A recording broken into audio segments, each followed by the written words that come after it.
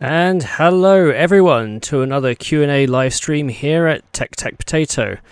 I'm your Chief Spud, and today is a thank you to all of you for supporting me through this incredible 12-month journey. We recently just hit 17,000 subscribers just a few days ago, and I just find it amazing that someone like me can produce a channel and produce content for all of you, and you all seem to like it. Perhaps you're a bit weird, perhaps you're like me. And I just want to check to make sure that the stream is up and running. Can everybody hear me? Hello, Beulah? Hello? And assuming that's going well, I want to go over and just give you a brief rundown of where the channel sits today. We're going to go over to SocialBlade. This is a website that tracks lots of YouTube channel stats, and we're given a B- grade, so passing. We hit the top 1 million channels in subscribers. We recently just passed 600,000 views this morning, which is kind of crazy. Ignore where it says user created July 26th. I have no idea where they got that number from, because I definitely didn't start the channel then. And with 82 uploads, 82 videos, which works out about what one every 8 days. Recently, there've been more videos than usual because I've been more on the ball, and you all are having fun watching. I had almost 0 uploads in September, October. Sorry about that, but we have some really interesting videos on through SocialBlade. We can see how well they're all doing. Most viewed videos, highest rated. And then here's the most recent one, which is an interview with Intel's Lisa Spellman about Intel Xeon Scalable 3rd Gen. So that's kind of where the channel sits today. Now, it wouldn't be TechTechPotato if I didn't ask, well, what sort of chips are you eating today? And so I did in my shout-outs on Twitter and on the subscriber stuff. I said, what chips are you going to be eating during the stream? I'm going to start eating these. These are Tatoes. Irish crisps, salt and vinegar. I'll address the crisps versus chips situation later, but I've seen these on my local Morrison's shelf for well over a year, but I've never eaten them. I've been to Ireland once and I never ate them, but Irish crisps. So please do tell me in the chat. Sorry, I shouldn't talk while eating. Please tell me in the chat exactly what you're eating. What crisps you've decided to eat today. I haven't got a drink. It's just the water and the coffee today. But crisps is fun. Now, I said this was going to be a Q&A, and lots of you have submitted questions to the Q&A, so I'm going to dive right in. See if I can bring this up. Go through and start with the slideshow. So, first question today comes from Alex. Alex asks, how many potatoes can I buy for the price of 11,900K? Well, assuming you can find one to buy right now. I'm under the impression that the initial stocks sold out day one, despite being $614 on Newegg. So lots of potatoes. Also, what's your favorite all-time chip and why? I assume you don't mean chips. Oh, that's a tough one. In terms of having fun with it, I think maybe the Cannon Lake chip was quite fun, just because that was kind of rare to get a hold of.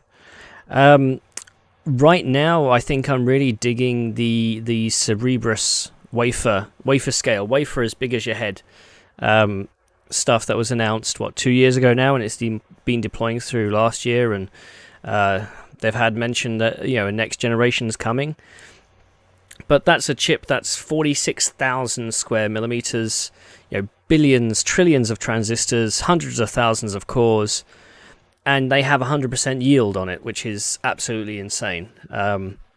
Really need to speak with the Cerebrus guys. I know they did a couple of papers out last year that I really wanted to do a video on. Maybe I'll get around to that soon, because it's right up my street. It's all to do with stencil 3D finite difference compute, which would be kind of interesting to get a hold of to actually program. But I don't think they're going to send me a one of those chips in the future. And hi to everybody in the chat. I do have you here. Do pancakes count? Probably not. But yes, hi to everybody in the US, Europe, and elsewhere in the world, wherever you are. Tostitos with salsa. I'm not sure. Okay, so next question is from Taiwan number 1. So these initial questions were submitted through my Patreon. That's patreon.com/TechTechPotato. If you want to help support the channel, that's one of the ways. I would argue that the best way is probably to go ahead and get YouTube Premium, because not only do you get rid of all the ads, you help all the creators that you watch, and the money you spend on YouTube Premium gets split between all the creators by the end of the month. It really is a good way to help support everyone, though obviously Patreon and others. I did mention in a previous stream we are looking at merch. You may have noticed the new little, potato eating wafer logo, which is the thumbnail, the carousel image for the video. That's a new design by one of the watchers called Christian. He's letting me use that for the channel, and I'm gonna pay him for designing that logo, and I think we might get it done on some merch soon. But yeah, definitely, these first questions are from the Patreon, and I'm going to go through them first. So Taiwan number 1 asks, NVIDIA's Grace CPU caught a lot of attention recently. Actually, I think I split these questions up. Let me see. Yeah, okay, so NVIDIA's Grace CPU caught a lot of attention recently, especially with its monstrous bandwidth. Do you think others could use CXL 2.0 to achieve the same goal without using proprietary interconnect? So CXL is based on PCIe, as in it uses the PCI physical layer, and you implement CXL on top, so you're still always going to be limited by whatever the PCIe bandwidth link is. If you take AMD's Infinity Fabric, that's built on PCIe, and it uses a number of SerDes links, so it depends on the speed of the SerDes links ultimately. We are going to have need for bandwidth. I mean, bandwidth is a thing that compute needs on various elements of compute. There are lots of compute tasks that don't need massive bandwidth. When I spoke to Intel about their Ice Lake Xeon processors, like the dual socket ones, so Cooper Lake has 6 UPI links, whereas Ice Lake only has 3. And I said, why only 3? And they said that in the dual socket system, none of their customers need more than the 33.6 gigatransfers per second that the 3 UPI links provide between them. And I thought, well, that's weird, because I'm pretty sure there are people who really want more bandwidth than that. So, I mean, we're going to be moving forward in the far, far future where a lot of these chip-to-chip links, or at least server-to-server links, are optical, I think. And actually, Intel's leading the charge with that with integrated photonics. That's really interesting. I would like to do a separate video just on integrated photonics, because I know Intel's done a lot of research there. Taiwan number 1 also asked, do you have plan to make a video on CXL? CXL specifically, maybe not. I mean, it would literally just be a high-level overview. I'm not sure if that would be useful to any of you. If so, please let me know in the chat or in the comments. It wouldn't be much more than what the information's already out there. I mean, I have spoken to the CXL consortium. I'm not sure what exactly they're calling themselves. But I've spoken to them a few times at various events when they're telling me about what stuff is coming up. It's interesting technology. It's definitely going to be a part of the future.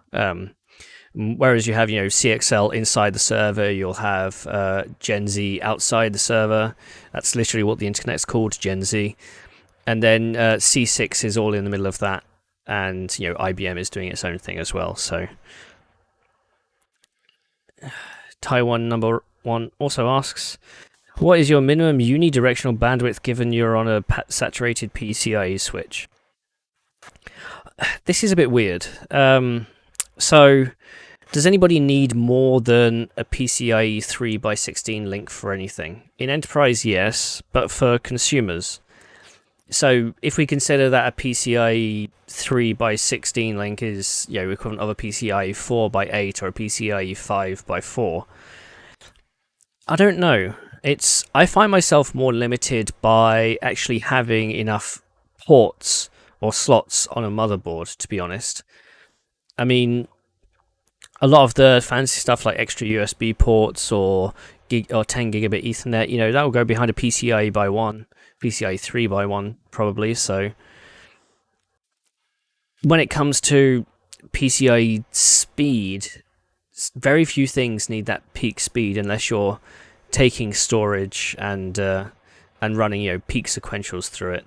I do have a project to do with optimizing peak sequential speeds through PCIe, but I'm having some discussions back and forth about ASUS because Threadripper Pro seems to have a limit on how many NVMe devices you can have attached to it. Limit looks like to be 10, but we're not sure whether that's a system limit or a motherboard limit. And obviously, I'm doing a project where I want to go beyond 10 NVMe devices on Threadripper Pro. So we need to get that sorted out. Having some trouble communicating whether, it's a CPU limit or a motherboard limit. So, I mean, we'll see. Don't forget, more PCIe here. PCIe 4, PCIe 5, they consume more power. So we may get to a situation where if you want all this speed in your PCIe, we may have to go to an external PCIe, offload chip. Essentially, you get a switch on the board, but then you have to deal with all the upstream, and that just makes it more complicated. So, depending on where we go with future node development, I think that's going to be critical for PCIe power. I mean, the recent Ryzen 5000G APUs that were announced to OEMs, they're still only PCIe 3 because PCIe 3 in notebooks, and they use the same die. PCIe 3 is the right level of power efficiency for those platforms. Going to PCIe 4, say for a by 8 link, means that you'd get 4 for the PCIe SSD, and then 4 for your graphics, or you just use 8 for your graphics. And you got to wonder what the ups and downs of the power benefits there, especially if you're not using a PCIe SSD that runs at idle optimally. So lots of things that come up with respect to that. Ryan Grote asks, what is your favourite potato-based food? So normally I'd say something like mashed potato. I do like a nice creamy mash, make it with mustard or mint sauce or hot sauce that makes it all in. One thing that really bothers me is that in the US, as you may know, I go to the US a lot when we're not dealing with human malware. And every time I go, one of the things I like to get are buffalo chicken wings and tater tots, because you can't get tater tots in the UK.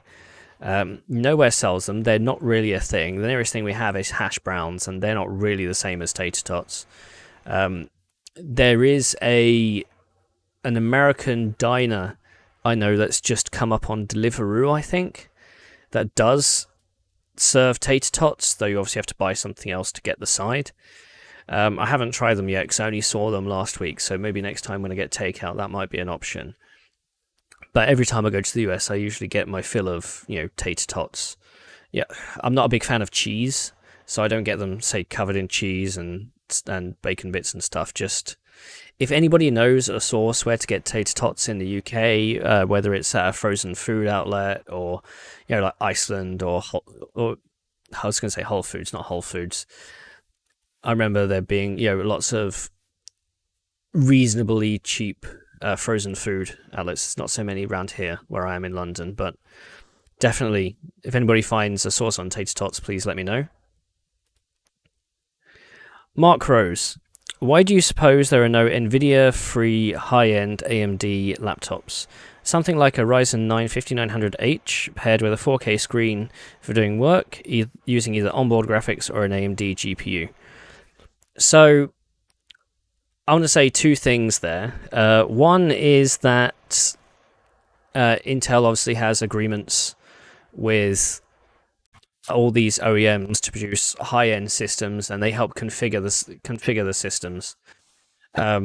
Whether they'll be so much tied to Nvidia in the future when Intel has its own graphics available, I'm not sure. But part of that is just the ongoing contracts between the companies. We had the Dell 15 G15 SE? That was AMD CPU plus AMD GPU. Yeah, before all the recent AMD GPUs came out. And the whole idea was, AMD A plus A advantage. And I think some of those high-end systems, they want something more than just Intel and Nvidia. That's why they want the A plus A advantage.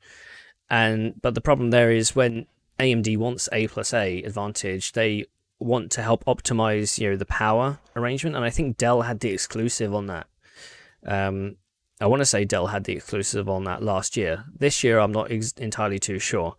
Though obviously, as this keeps going, they can't ignore those AMD graphics solutions. I mean, assuming they can get the silicon to begin with. So when it's like the Intel, Nvidia have that stock and supply and can commit to enabling that supply, and might wonder whether AMD can do the same thing or whether they might have issues. Or AMD doesn't want to be seen as prioritizing, a particular OEM first time around, but they did with Dell and they have with Lenovo. Maybe HP is getting something in the future. Not sure.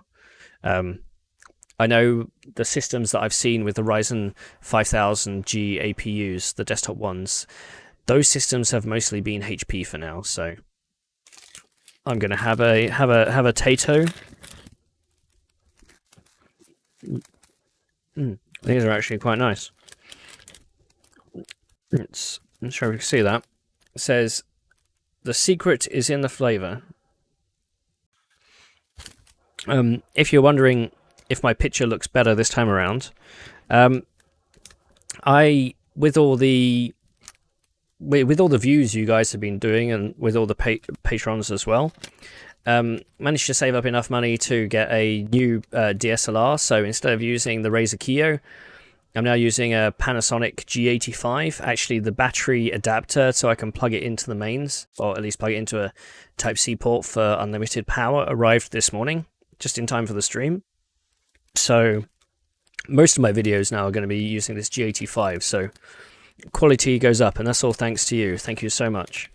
And also, thanks to the 1,000 new Taiwanese dollars from Captain Planet. Thank you very much. Top money, if I can find some tots. Maybe I'll do a mukbang of eating tater tots. How about that?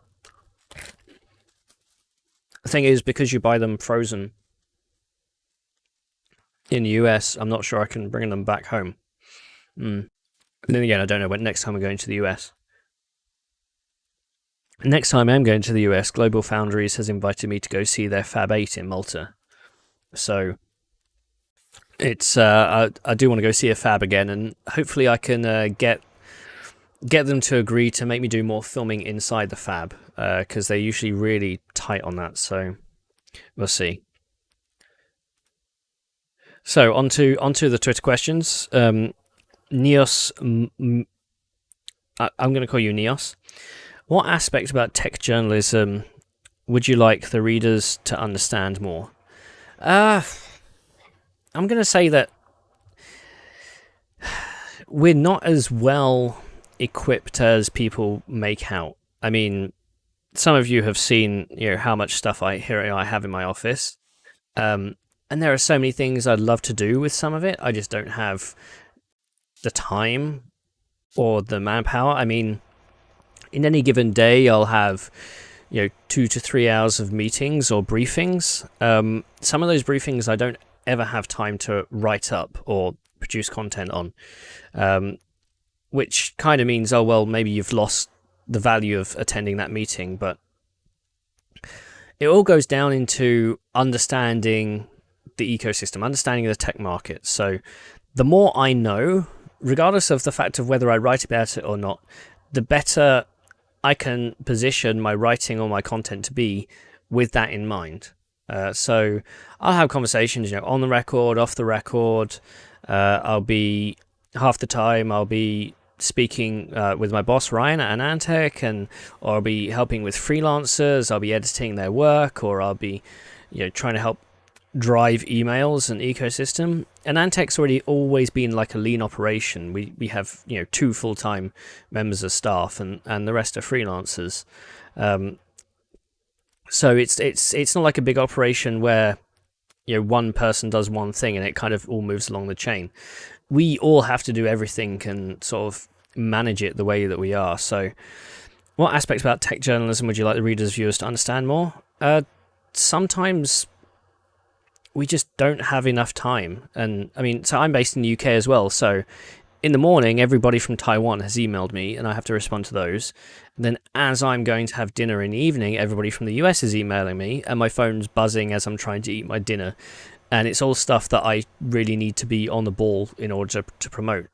And, if you're a worldwide organization, not having enough people worldwide to help cover all that is sometimes a disadvantage. In my mind, I want to cover everything, but that's never the case. And I kind of find it disheartening sometimes when I see, say reviewing Bugger lifts and another content creator, another website, another outlet has done a thing, and I went, I thought about doing that, but I never had the time to do it. Unfortunately, that's par for the course. So, what should be a way to ascertain the quality of a review benchmark suite? Multiple ways to think about this. It's a sliding scale between a simple number versus detailed benchmarks of what everybody wants to see. So over the years, I've noticed that readers, viewers, they want tailored benchmarks direct for them. So say they run a rendering workload. They're not just happy with Cinebench. They want to see Blender. If it's a mathematical workload, something like a big pi calculation means nothing to these people if it doesn't also have a strong memory component. So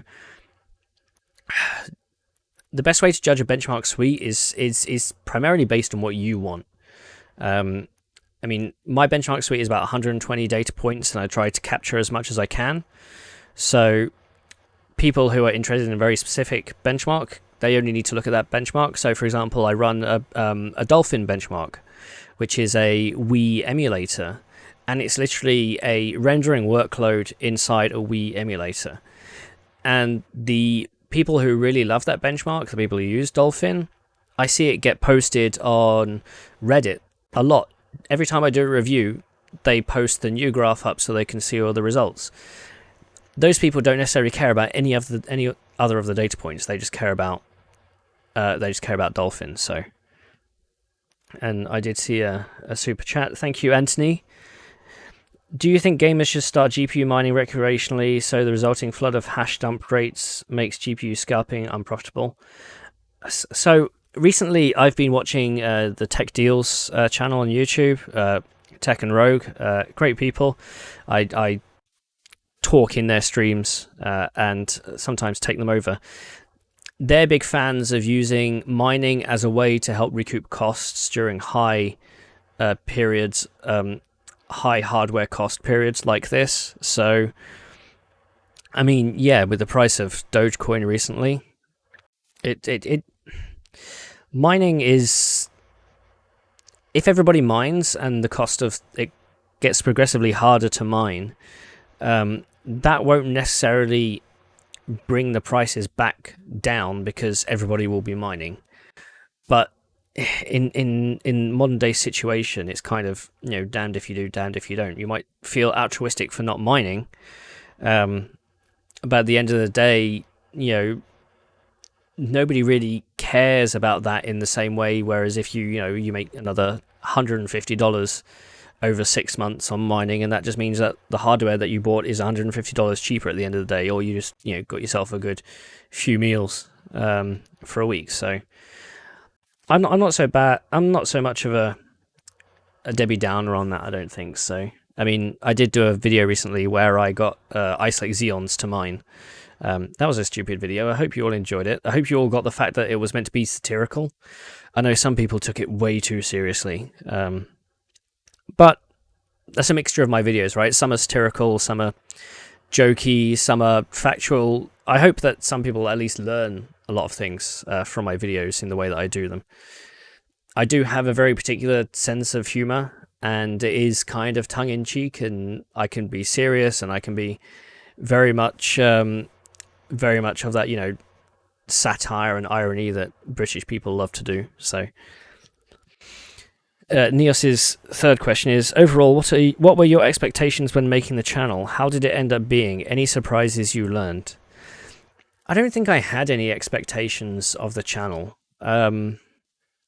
I mean, it's definitely turned out way more than I expected, especially in the last few months as we've grown quite considerably here and I've been able to produce content on a more regular basis.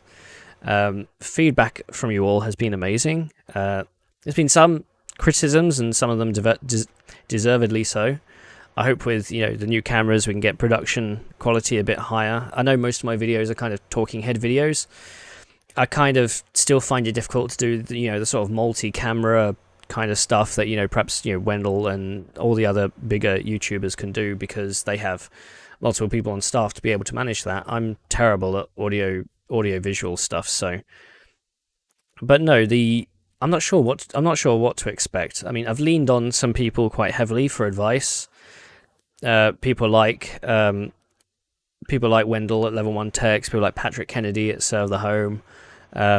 I know Linus really hates the name of my channel. He thinks he thinks I could have done better. I disagree, but we still remain good mates as a result.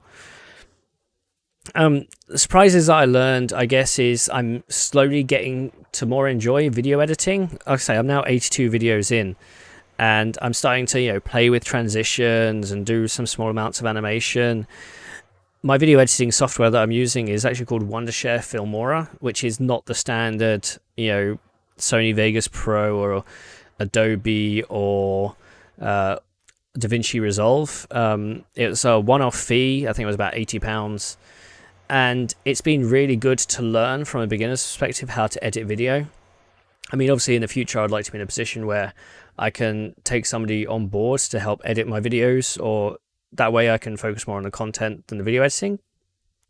But I'm learning a lot about production through the video editing. It's so much a learning experience for me. So that's why I kind of think that in the year I've been told that 17,000 subscribers is a pretty good going. And thank you, Wendell, for the $50. You didn't have to, but thank you so much. Super effective. I'm wearing my engineer t-shirt. I was deciding which t-shirt to wear, I think, today. I've got a fair few ready to go. Next question is from Truthman. Truthman is a guy who I know through my extreme overclocking days. He does a lot of things these days. He's one of the people who I lean on some of this video editing stuff. On this journey, what would you feel is the most time-consuming part of doing the channel? Something between, say, video editing, because it probably takes, it takes probably an hour to edit 10 minutes of video, at least the way I edit it. If I wanted to be more, styled and I learned how to style it better, then it'd probably take longer. But in video editing, and then I'm one of these people who, after I post it, I really worry how well a video is doing, especially in the first few hours. So I sit there, gnawing my nails about how well it's doing and responding to as many comments as I can. So yeah, and especially if I get into an argument in the comments as well, I get trolled way too easy, I think. So next question is from Patrick Kennedy from Serve the Home. If you're not subscribed to Serve the Home, go ahead and do so. Patrick is the person who I end up seeing most when I go to the US usually. So when we get together, I'm sure we'll start making content together, live together, when we start traveling around. Ooh. Thank you for the $20, Rushi. If you love the content, fantastic. When are you going to be a full-time YouTuber? Are you already? He keeps asking me this in private. YouTube, at the minute, I'm reinvesting everything back into the channel. in a year, 600,000 views, and if you look at the numbers on SocialBlade about how much money is actually coming in, it's probably about right, the averages that they sort of give. So being able to spend best part of 1,000 on a camera and the equipment needed to do the camera, that's a good start. I've already been buying equipment to do some content on. It will never be, at the minute, it's not enough for a full-time job. I have a house and a mortgage, and we're looking to spend all of our savings on doing an extension for the house. So that will happen in the next 12 months. So it won't ever be a full-time job until it can at least match, I guess, what I'm doing at AnandTech now. And for a tech journalist, I'm very reasonably paid for my work there at AnandTech. So when would I ever go full time? I mean, through AnandTech, I get so many opportunities that I don't think I'd get if I was just somebody with a YouTube channel. So, I mean, getting to interview CEOs, getting lead briefings, getting priority briefings, that's a part of my job that I really, really like, and it's not a part of the job I ever see YouTubers doing. I don't know, maybe that's my niche. But I love working for AnandTech. It gives me a lot more options than working for most other tech websites in the written space. So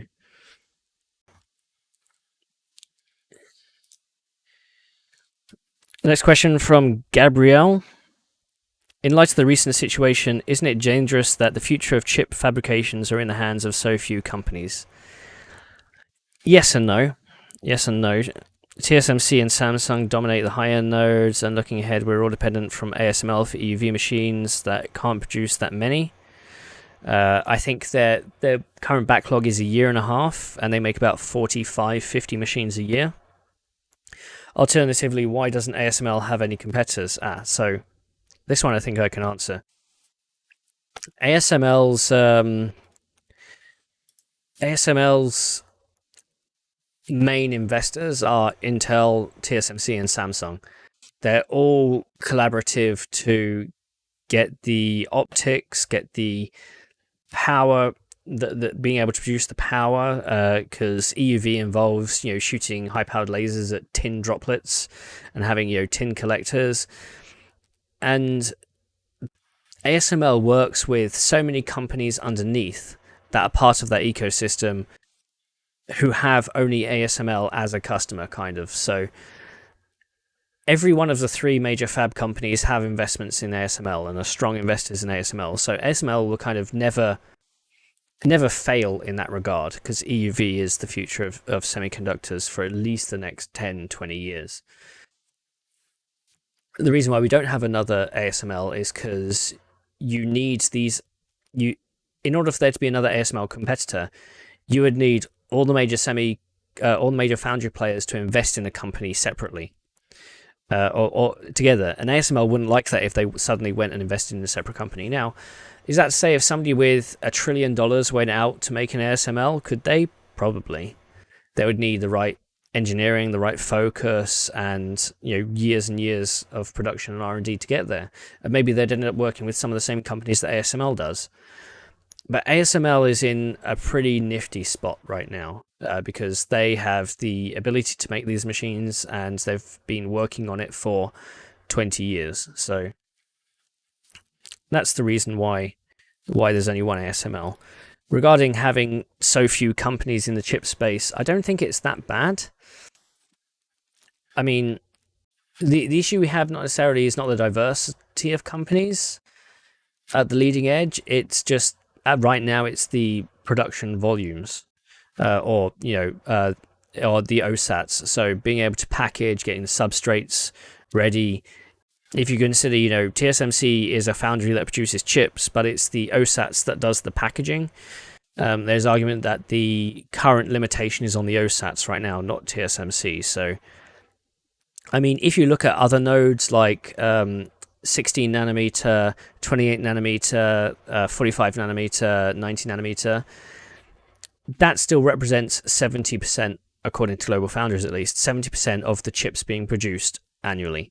And there are dozens of players in that space with DUV machines doing that.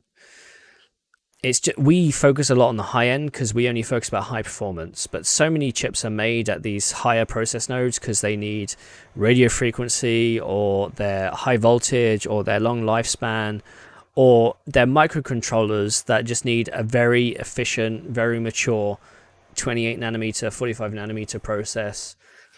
And power isn't their major concern there, especially when they're only drawing milliwatts anyway. An increase in 2x efficiency wouldn't necessarily help them. So on the leading edge, yes, but one could argue we're also moving to a more chiplet tile defined era. So that will probably help in a diversification of products as well. Vignesh asks, do you know why other photolithography providers like Canon and Nikon didn't get into EUV? Cost. You have to when you order an EUV machine, you have to prepare for it, and EUV machines are not like DUV machines. They're 2 stories high.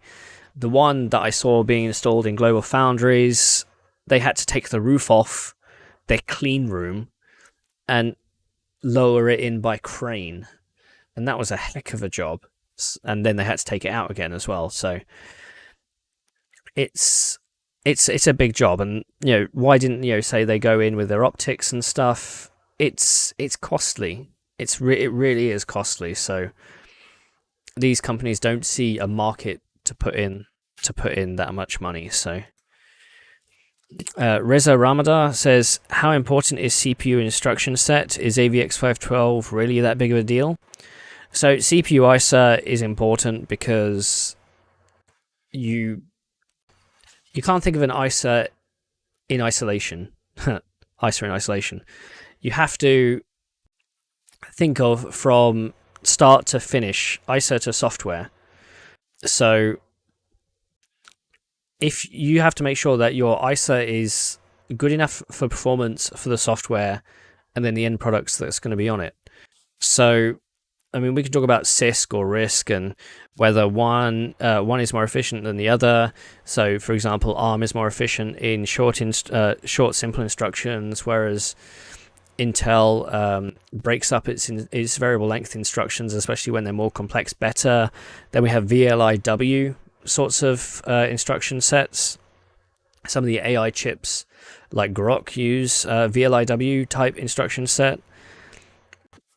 So it's important in the sense that you have to know your market, and the reason why x86 is still dominant in a lot of areas for high performance is because of decades of improvement, decades of enhancement on it. ARM is slowly getting there, but they've had to go through those decades of improvement and then leverage on the strengths of the ISA and the implementations of the ISA. Is AVX512 really that big a deal?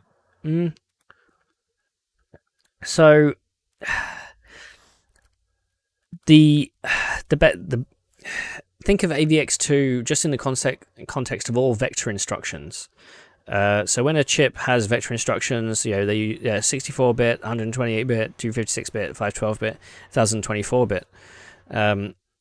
Modern CPU design, you pick how long you want your vector compute to be, and you implement a specific model that does that and anything shorter.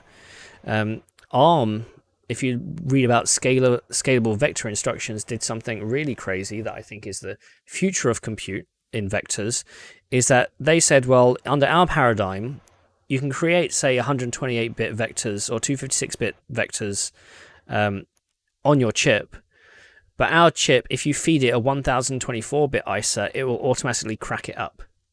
Remember how Intel was doing AVX2 without having AVX units? Without having AVX2 units, they'd crack it up into 2 halves of AVX ops. And I mean, the belief is that AMD might do this with AVX512 in the future, split it up into 2 AVX2 ops. Whether that happens or not, I have no idea. But the point is, you have scalable vector extensions, SVE, and I think that's really good for ARM. It's something that x86 is lacking. And I have a few people who who also think that SVE is a good step forward in terms of vector compute. But then obviously you get to different sorts of vector compute, and you might as well do a GPU, that sort of thing. So is AVX 512 really that big of a deal? I know some people didn't really take kindly to my Lisa Spellman interview that went up with Intel. I think she did a really good job answering the questions. I wanted to get a lot in because she's very much a directional person on where Xeon is going, and that whole ecosystem, data center ecosystem is going. And for the customers that really need AVX 512, that they've built their code bases on AVX 512, there are no other options than going to Intel. And for people who really need it, for people who want to stay on CPUs, it really is worthwhile. For you, me, casually, I'd argue probably not. Victor asks, actually, before we get to Victor, let's have some more chips. Oh, excuse me.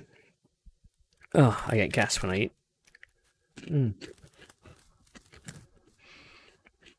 Are you also eating your chips? Well, I guess I'll address crisp versus chip. So in UK we call these crisps because chips are large French fries to us. So we say crisps because they're crisp. Rather than being chipped potatoes, they're crisp potatoes.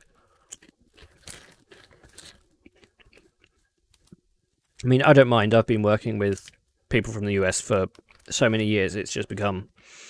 I know when to say the right word in front of different people. But crisps are good. Though you shouldn't eat too many.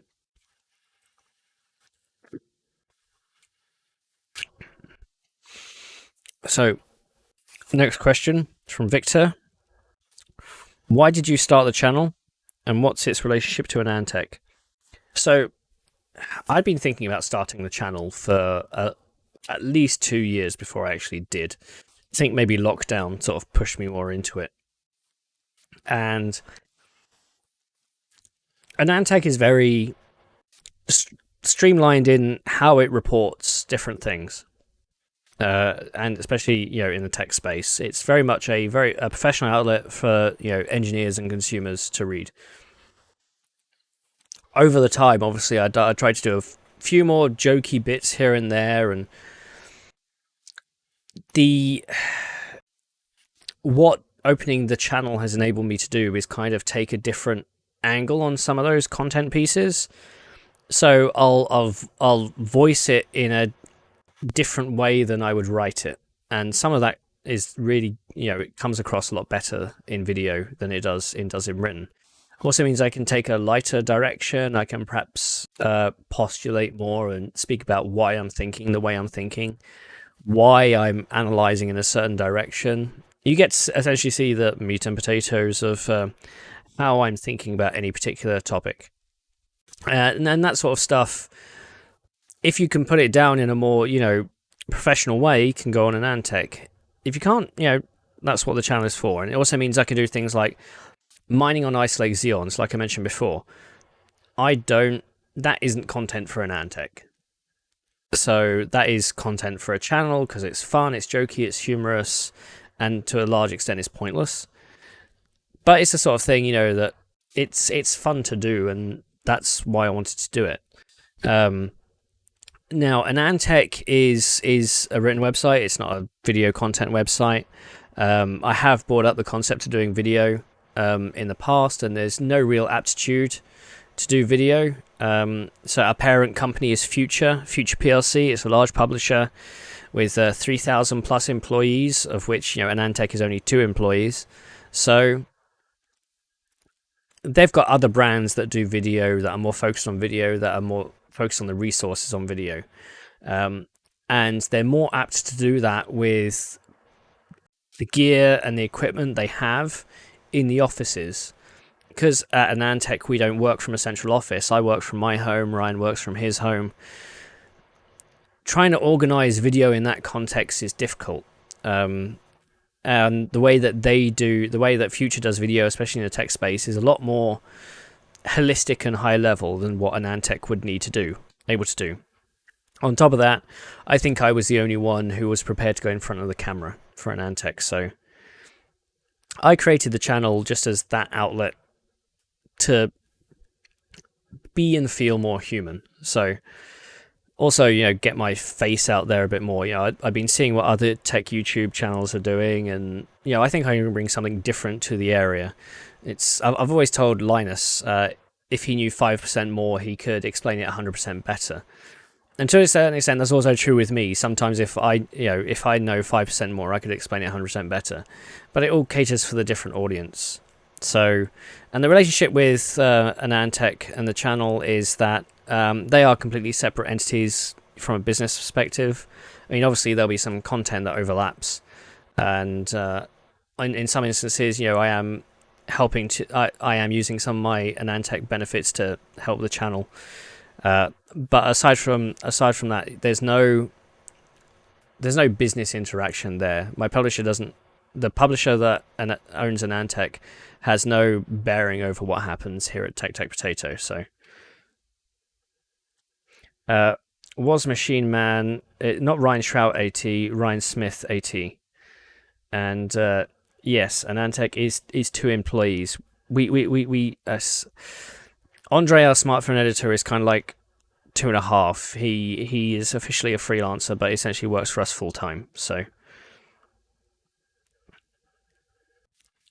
AnandTech's always been thin. I think the most full time people we ever had was 4. And because we're part of a larger organization, it's all to do with how much budget they give us for freelancers in any given month or year, and predicted growth. So it's all about how they think the website should grow, and video wasn't one of them, so I decided to do it myself. DMY Nerd 78 asks, "What's been your favorite topic to explore on TechTechPotato? Are there any topics that you got a chance to explore that you wouldn't necessarily be able to do for AnandTech? Also, how did your wafer addiction start?" Favorite topic to explore on TechTechPotato? I actually like going. So I love doing the interviews. I've now done 5 on video. It's been with AMD and Intel so far. I want to line up a few others. I've also mentioned, I want a diverse character of interviewees throughout the industry to hear all voices, regardless of where they are. And it's also a case of finding the right people. I know that some engineers, or a lot of engineers, aren't too happy going in front of camera or answering questions. They get very nervous. They're not used to it, which means I have to go to people that do want to be on camera. And you might think, well, that means they're more PR trained or not. There's 2 ways to take these interviews, right? There is I want all the technical information you want to give me out of the interview type of interview. And to be honest, those aren't really interviews. That's more of a briefing that I will have with an engineer. Well, I'll basically say, can you confirm the L2 cache is this? What is the execution port split when you do, AVX512, and are there 1 FMA port or 2 FMA ports? That's not the sort of thing I would do on a video interview or a written interview on AnandTech.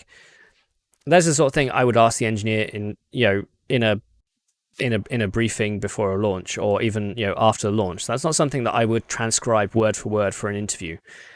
These interviews are more like talk show hosts, like the Seth Meyers and the Stephen Colberts. They bring people on who are interesting to talk to, but often they have something to sell also. So you have to give some semblance of time to the thing that they want to talk about. And there are opportunities to grill them down on topics, and the idea is that you build a rapport between the interviewee and the interviewer, so they get comfortable, and then you have to start asking questions that make them think in a different way about how they're presenting stuff. But I do see some of the comments sometimes, and I do shake my head, because you can't flat out ask very pointed questions unless you're very limited on time, because all you're going to do is annoy them, and then they clam up, and then they don't make for good content at all. And it makes them look bad because they're not answering anything, and it makes me look bad because I haven't utilized my situation as an interviewee to help cover all the topics that I need to. So interviews is a good place for a topic to explore in TechTechPotato. I guess,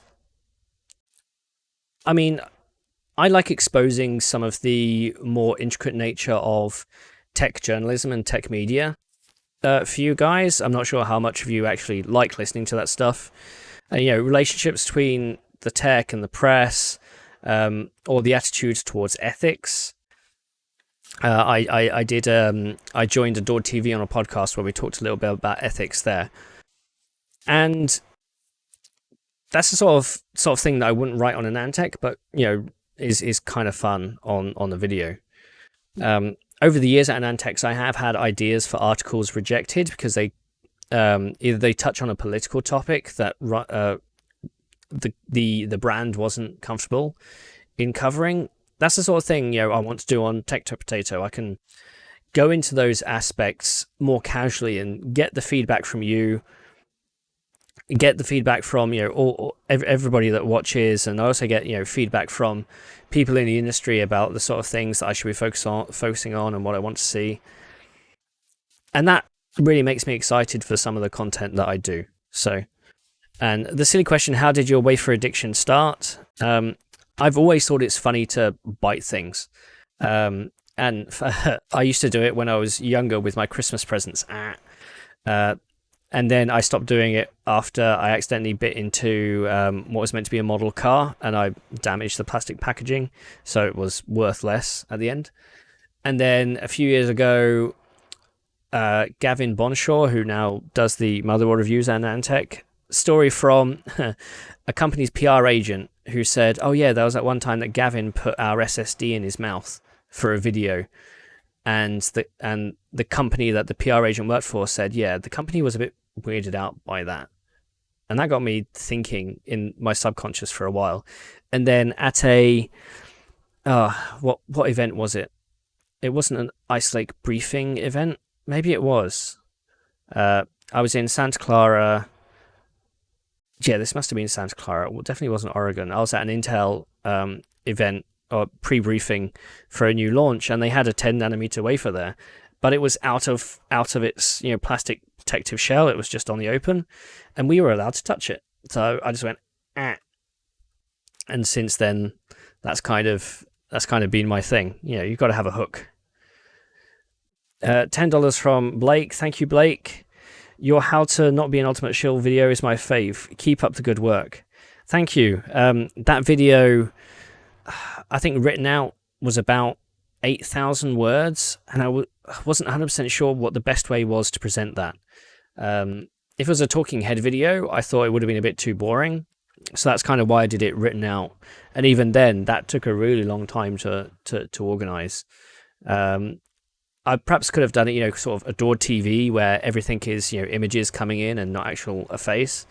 But I don't think I would have had enough images or interactive imagery to do that. So that's why I kind of did it the way that I did. And it was kind of fortuitous that,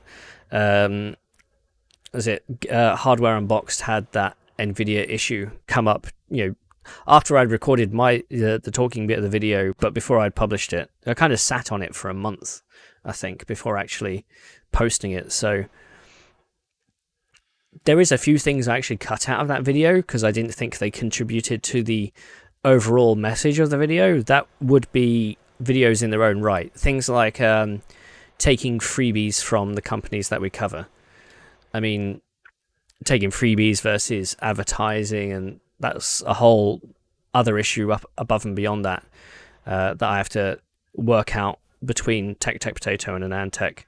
But definitely the taking stuff from, if a company sends you a bottle of hot sauce, or if a company sends you a water bottle, is how much of that is influencing the person, and how much of that is the PR trying to convince the person versus having a good relationship. And that's a very long topic that I can go down that I kind of want to do. I think I want to do. I think that sort of video might work best if I get other the views from other people in the industry as well, because I know that Gamers Nexus and Steve, they have a very well-defined line when it comes to accepting these gifts from these companies. And I know traditional press like Wall Street Journal, they have very well-defined lines in their ethics on what to do about that. That obviously covers everything, not just tech. So it's an interesting topic to go down for sure. I need another drink. So aside from the potatoes, because we're about an hour in, I also have these. Oh, let's get rid of the slideshow here. What's it Giants? Now, I'm a fan of my flaming hot crisps chips,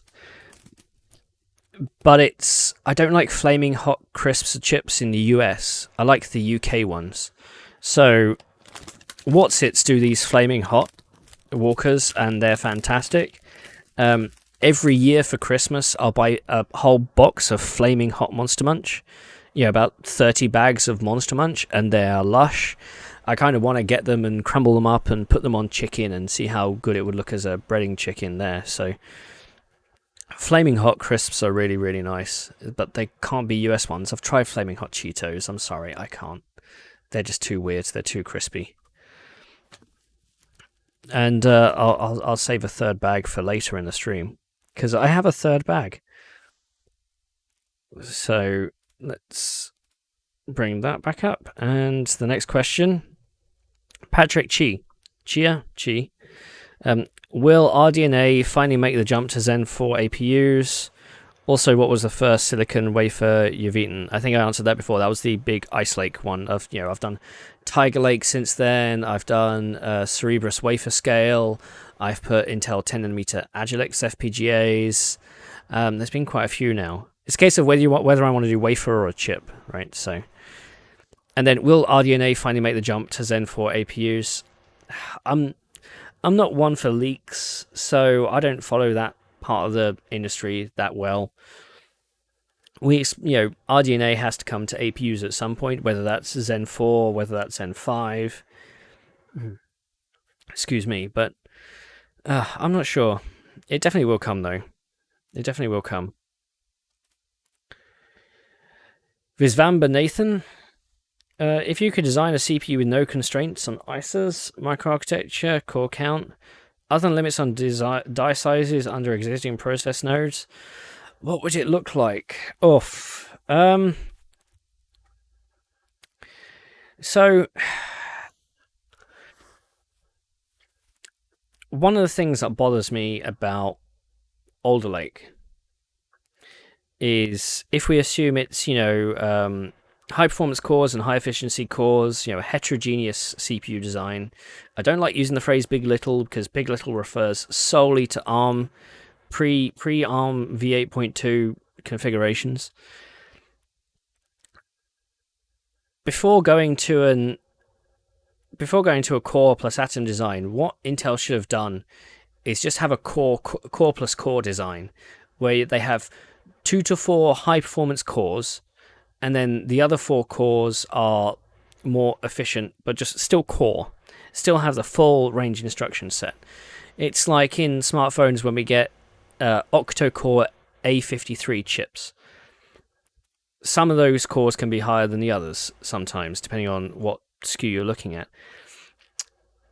Even though we have turbo, it's still all the cores kind of can act kind of the same, until we got to Turbo Boost Max 3, but I think that is the way we should have gone before doing core plus atom. So if I could design a CPU with no constraints on ISA microarchitecture, I don't think I'd be doing heterogeneous design. I'd want a homogeneous design. I'll be honest and say where Intel seems to be going with its Client 2.0 strategy, where they're trying to imagine you have a pegboard of 24 spaces, and in those spaces you can put either a CPU core, a GPU core, I/O, vector, an accelerator, or security, and you can essentially mix and match. So a high performance one might have 12 CPU cores, 2 GPU cores, then a bunch of I/O, then some for then say HBM memory stack.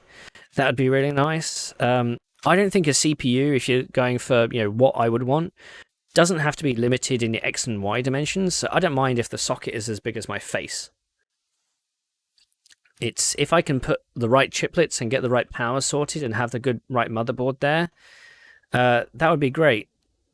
In my review of the Lenovo ThinkStation P620, when they have that modular power supply design, they probably really need a really nice thick motherboard for that. But if I've got no constraints, then that's the kind of thing that I would do. Graphics, I've kind of gone out of favor with graphics recently. So I mean, I get Cyberpunk and all these games that require high demanding graphics, especially when you put in all the features. I mean, so I'm using for the live stream today 2 1080p monitors.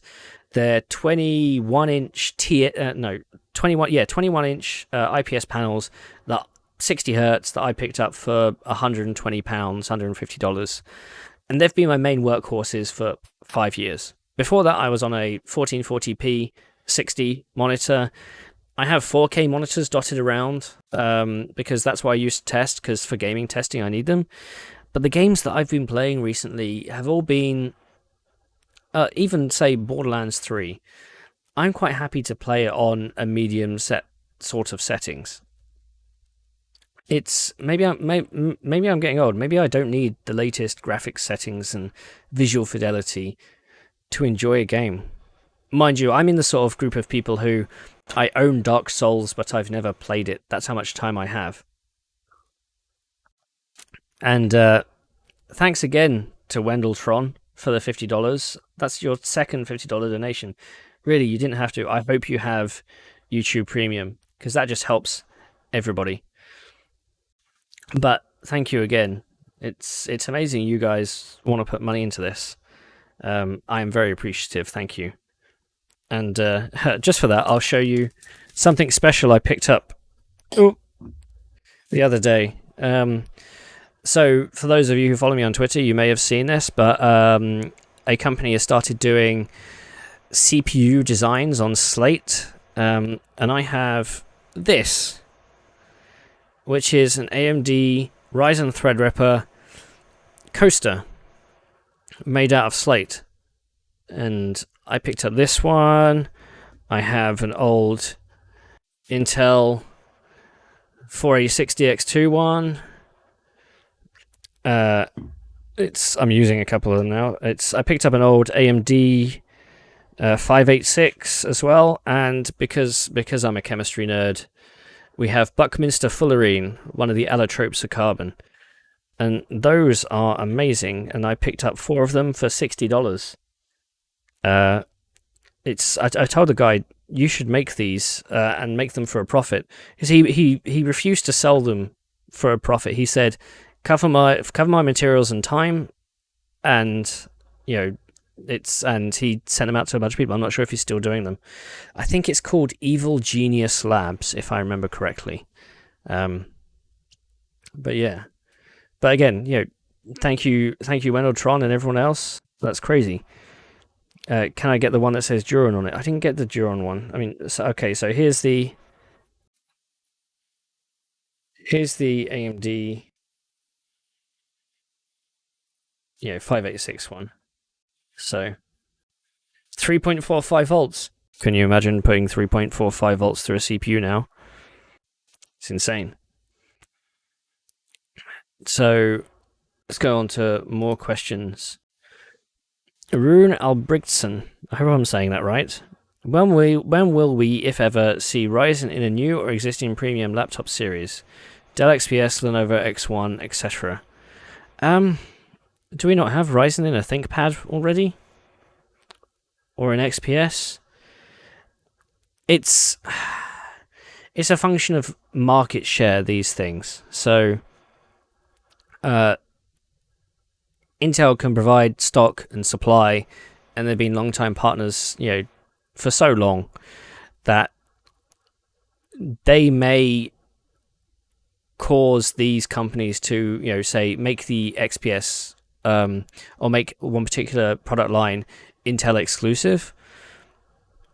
But also, I think some of these companies might actually see more value in putting Ryzen in their professional systems rather than their commercial systems, because they can get more money out of them that way. So I'm not too up to date with the laptop market. I mean, I have a Tiger Lake Huawei MateBook X Pro 2021 that I need to review, and an Asus ZenBook with Cezanne in it that I need to review as well. So there will be a few laptop reviews coming from me soon. Probably an AnandTech focus, because that's what they were sampled for.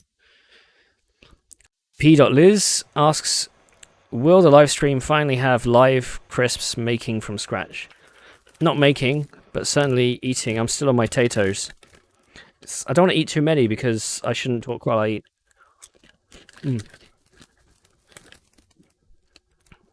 I think New Logic is in the chat is right. Surface Laptop 4 was just announced. I think that's with the Ryzen 4980U. And I actually just retweeted Patrick Moorhead, who has his sample already. If you do a CPU-Z of that CPU, it doesn't actually say 4980U. It just says Ryzen 7 Microsoft, Surface Laptop 4. So, yeah, it's. I think for AnandTech, I know Brett. I think Brett has the AMD one in. I think we're also trying to get the Intel in so we can do an A versus B. V asks, what do you think Anand is doing at Apple? So I'm under the impression that he is part of the competitive analysis team. So between him and I know he has a group of engineers working under him. Their job is to identify what everybody else in the market is doing, but also how well their own products are doing. I think that's what he's doing. I mean, Anand's skill set was so varied that he could have gone and done a lot of things. I don't think it was that varied enough that he could have gone into, say, SoC design, but he could at least help with messaging and analysis. I think that's where his strengths were. So I fully expect that all the benchmarks you see when Apple does a presentation, at least on a smartphone, I'm not sure whether it extends to iPads and other things. I'm pretty sure that those are all done through his team. So, but I haven't spoken to him in 4+ years. So when I did speak to him, it's Apple. They don't allow employees to speak about what they do. Zetharion says, have you considered trying to get interviews from tech managers outside of the usual PC space from the auto industry? Well, we consider tech is now intertwined with a lot of industries like automobiles and appliances. So it has been on my cards to obviously do more than just standard tech interviews. So, for example, Aisha Evans, who's ex-Intel, now the CEO of Zoox, who got acquired by Amazon last year, she's been on my list to interview. I actually asked if she'd be up for an interview last year, and I didn't follow through because the acquisition happened. But part of it is having confidence to speak to people who I've never spoken to before as well. Everybody who I've interviewed so far, aside from Rich Ulig, I've spoken to at depth before on a one-to-one basis. So, and also, I think it was exposed, with the Lisa Spellman interview, is that some of those types of interviews are going to be talk show host-like, as in they will only speak if they've got something that they want to plug. And I have to be in a position to kind of either allow some of the questions to allow them to plug some of their stuff before I can get into the more technical aspect of it. Interviewing is such a give and take situation.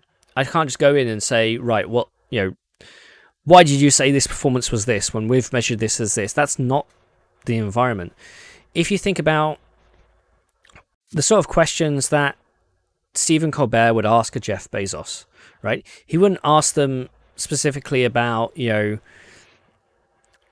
how do you get your robots to work in the ecosystem? Whose chips are you using? What's their power budget? How efficient do they run?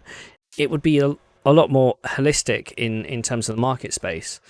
And, these sorts of people always talk about, where they're doing well, and different companies have different takes on whether they speak about competitors. So in terms of interviewing other people from the tech space, excuse me, I definitely want to do that. And of course, if there's anybody you guys want me to interview, please do let me know in the comments, in the chat. Finding that, the right time and the right space to talk to them is always tricky. And then, especially if they work for a company that I cover, both PR and legal always want to get involved. So it's finding a mix in order to be able to do that. So 1800 Wubs a lot says, what do wafers taste like? They are metallic. Mostly because I'm banging my teeth against a heat spreader if it's a chip. Though I think only one wafer I've actually held without a protective guard. So, whereas wafers and waffles. Anthony Wong, thanks for your great videos and articles. No, thank you. And you'll subscribe to the Patreon once you get yourself a job. Anthony, you're watching. That's good enough for me. Seriously, thank you for your support. I'll ask this. Do you consider the future of client sector as mobile devices, desktop machines, or streaming cloud services? It's going to be pretty hard to get away from the desktop laptop as the work machine. I mean, I know mobile devices, you have DeX, you have Huawei does its own thing, and LG does its desktop mode thing.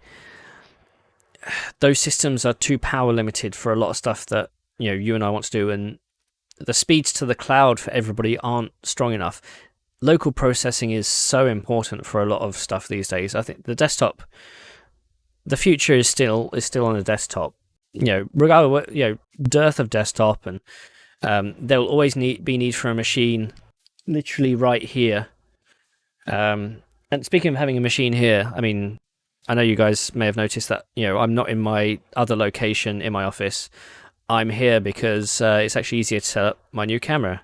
So again, thank you all for watching. And those who are patrons and those who do the super chats.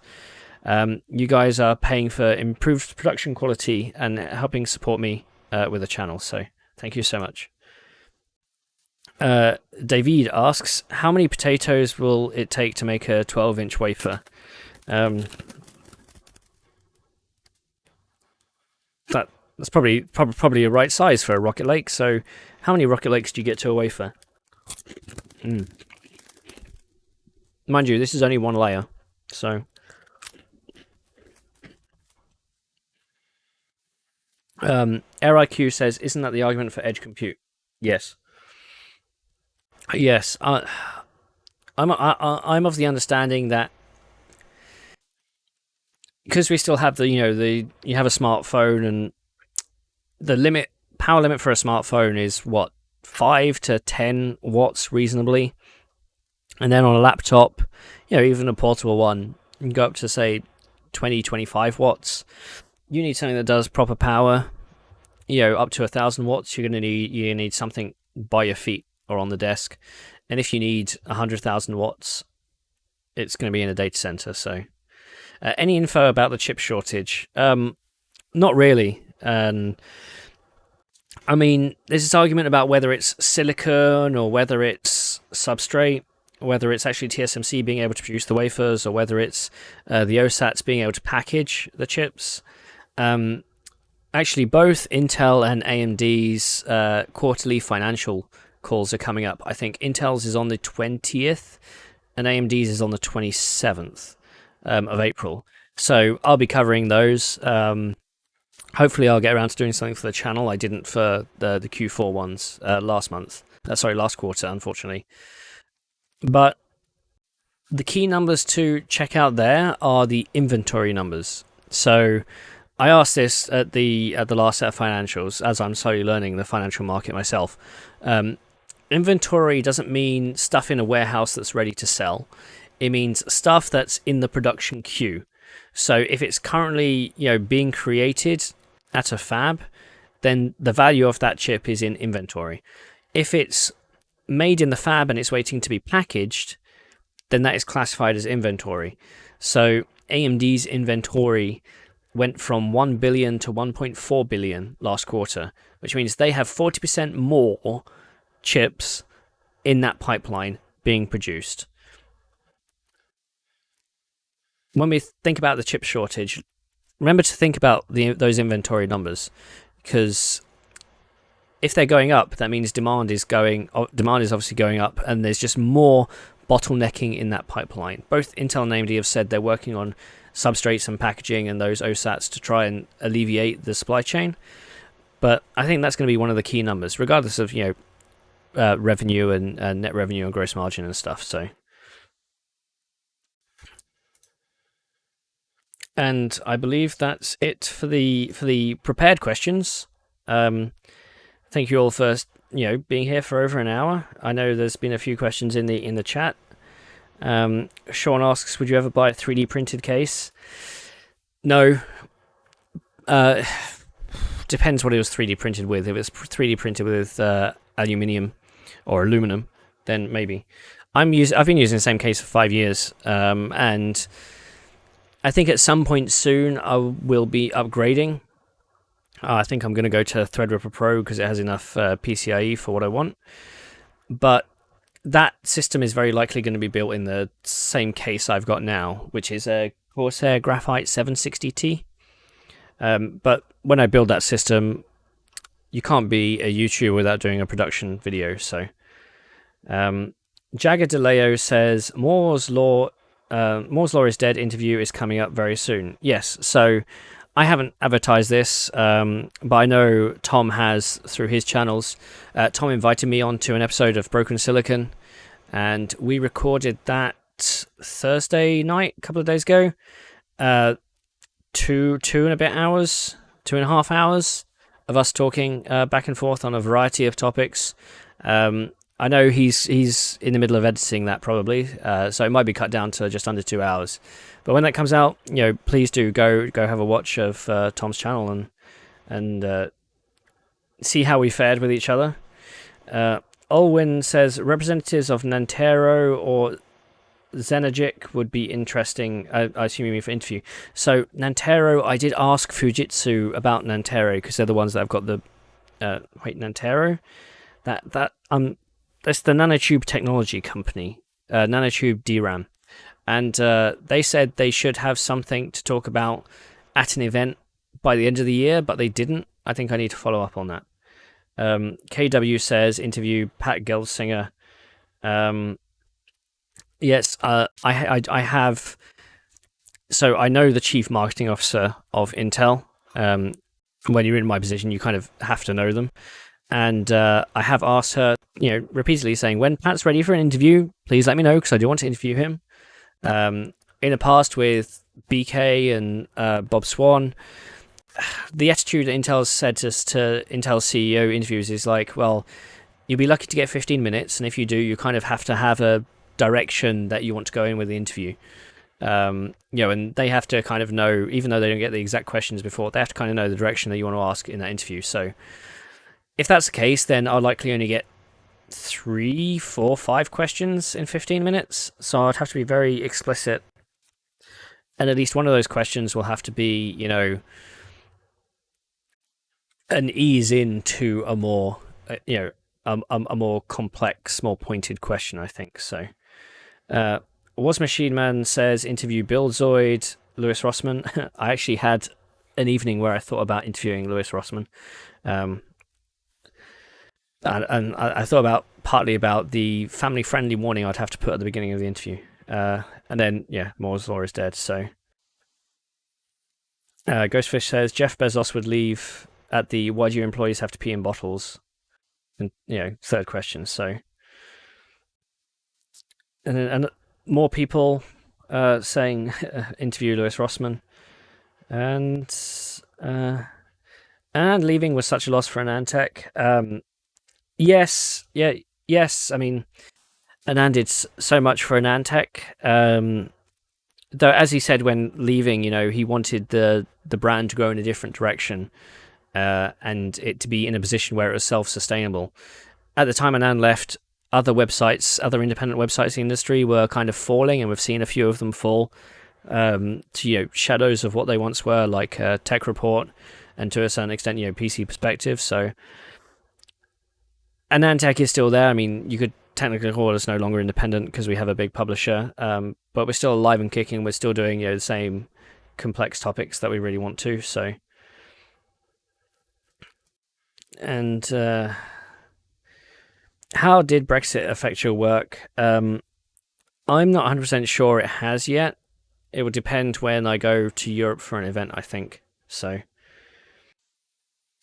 since Zen 4 comes with RDNA 2 and AVX 512.2, I don't know that. Nobody knows that, I think. If you believe leaks, then that's on you. Jim Keller was working on a CPU GPU pointer. Can it be AVX 512 goes to RDNA 2? I'm not entirely. I think you're thinking about too many concepts being intertwined. They need to be mix and match. So, Jagger DeLeo says, has the Moore's Law is Dead podcast been recorded yet? Yes. Sweetums asks, what was your biggest scoop? I assume you're talking about AnandTech. Biggest scoop. I think the Cannon Lake stuff went down really well because I also explained, 10 nanometer on a large scale, on Intel scale. So I sometimes forget what I did, what I've done. I mean, back when I was reviewing motherboards and I was doing 50 a year, I'd get halfway through the year, sort of June, July, and I'd see a board and it's like, oh, that looks interesting. Oh yeah, I reviewed it back in March. That sometimes it's so fast paced. Amar asks, any reason you chose potato name for the channel other than the association with potato chips? Yes, because computer chips and wafers and wafers, waffles, potato waffles, it all comes in together. I would love a bag of chips, a bag of silicon chips, a bag of silicon chips. Yes, I casually have Cascade Lake on my desk. And you might have noticed I have a couple on keychains right behind me as well. I'll put them in a video later. Jerry, thank you for the $2. Thanks for loving my content. Always good to see people enjoying the content. How do you pronounce Fujitsu anyway? Fujitsu. Thanks, Adam. Thank you for. You said, good day, mad people. Well done on making a year of content. Like I say, 82 videos this year. Hopefully, and 6 of those were my weird NDAs versus embargoes. In future, I'll do something like that as one video. So, Mike Spencer asks, the new Intel CEO has been noted as confident and charismatic. Are those attributes generally important at that level? I think if you watch the Moore's Law is Dead podcast when it comes out, excuse me, I think I said there's a little bit. So, is it Andy Grove at Intel said, only the paranoid survive? Was that Andy Grove? And the whole idea about being paranoid is that you're cautious and you take your time over the things. Whereas Pat Gelsinger's been, putting his foot straight to the floor, straight on the gas. Full throttle ahead, making sure we need to execute on time and we need to be confident in what we're doing. It's very much not the only the paranoid survive attitude. It's very much the opposite. That being said, I think Intel, the situation that they're in now, especially with the 10 nanometer process and going forward, they have to be with their foot down. Thing is, that's very much against the only the paranoid survive mentality that Intel used to have. So. I think it's an attribute that Intel needs right now. whether it's an attribute that's going to be successful in the future, unsure. So,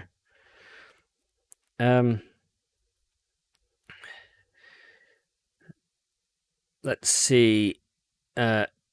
XDSDD Lord says, I don't think interviewing Lewis would teach us much. Maybe it would bring people to your channel, but most of his viewers want not financial advice and cats, not so much detailed hardware information. So that's the thing. If I were to interview Lewis Rossman, I would focus mainly on him as a person. I think, not necessarily him and the work he does. Clarification on where does he stand with his repair business versus his activism and that sort of kind of dynamic. Because I know he said he doesn't necessarily like being the person voicing this stuff, but if he has to be, he will do. So maybe I'd ask him stuff about that. It's a similar sort of thing as if I was to interview Linus, for example. I've already thought of a bunch of questions I'd ask Linus, though obviously I do want to diversify the interviewing a bit more than just every time it being old white men, for lack of a better term. So I do want to diversify outside of that. So some smartwatches have weak battery life. Do you think better chips can lead to significantly better battery, or our hopes should be put into better display and battery technologies? So battery technology hasn't really advanced in 20 years. Lithium ion is amazing because it's great for power density. It's great for weight, and the cycling could be better, and that's mostly what's improved over the years. I have the Huawei watch, their Pro Watch 2 or whatever it is, and the battery in that lasts a good week, even with all the features up and running, like heart rate and sleep monitoring and stuff. And if I turn most of those off, I get 2+ weeks out of it. I think that's probably about right for a modern smartwatch. And they use I think it's called their A1 chip in it. I don't know. Maybe Dominico will know and he'll tell me in the chat. But it's the same chip they use in their wireless earbuds, and it's great the fact that it's also in a smartwatch. So,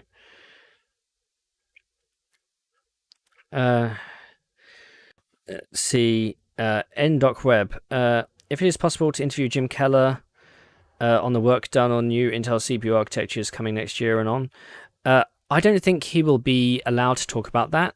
So he currently works for an AI company called TensTorrent, and I've spoken with the CEO at TensTorrent, and I said, let me interview Jim. I know Jim's given Lex Fridman an interview because him and Lex are friends. I would like to interview Jim, and I think only now he would be able to talk about what's happened at AMD. And how long ago did he leave AMD? I think statute of limitations has probably gone now, enough such that Jim Keller could talk about more about what he did at AMD. Divijot Minas says, really enjoying the interviews. Thank you. The interviews haven't done that well in terms of viewer count, and the comment section on the Lisa Spellman interview is a dumpster fire for a lot of it. So I really like the interviews. I learn a lot from the interviews, doing them and hearing what people have to say. And sometimes to the point of where I'm focusing too much, I don't actually take anything in while the interview is happening. So if you feel like sometimes the interview isn't as fluid, it's because often there's also a time limit, and I want to make sure I get the questions in as well. So Robbie Rutt asks, does the 3310 work? I assume you're talking about this one. And over here, I have the 3210 Nokia family. I don't know. I haven't charged them in years. So, does that answer your question? Do they still work? They probably still work. They probably still have some battery charge in it. Fujitsu, more Nokia. I have the impression that there is a problem with the availability of B560 motherboards on the European market. I haven't heard that, so... Someone British says, do you remember winning a UK overclocking competition tournament ran by ASUS in Hemel Hempstead? Any memories of it? Yes, me and... so this was an overclocking competition run by ASUS UK.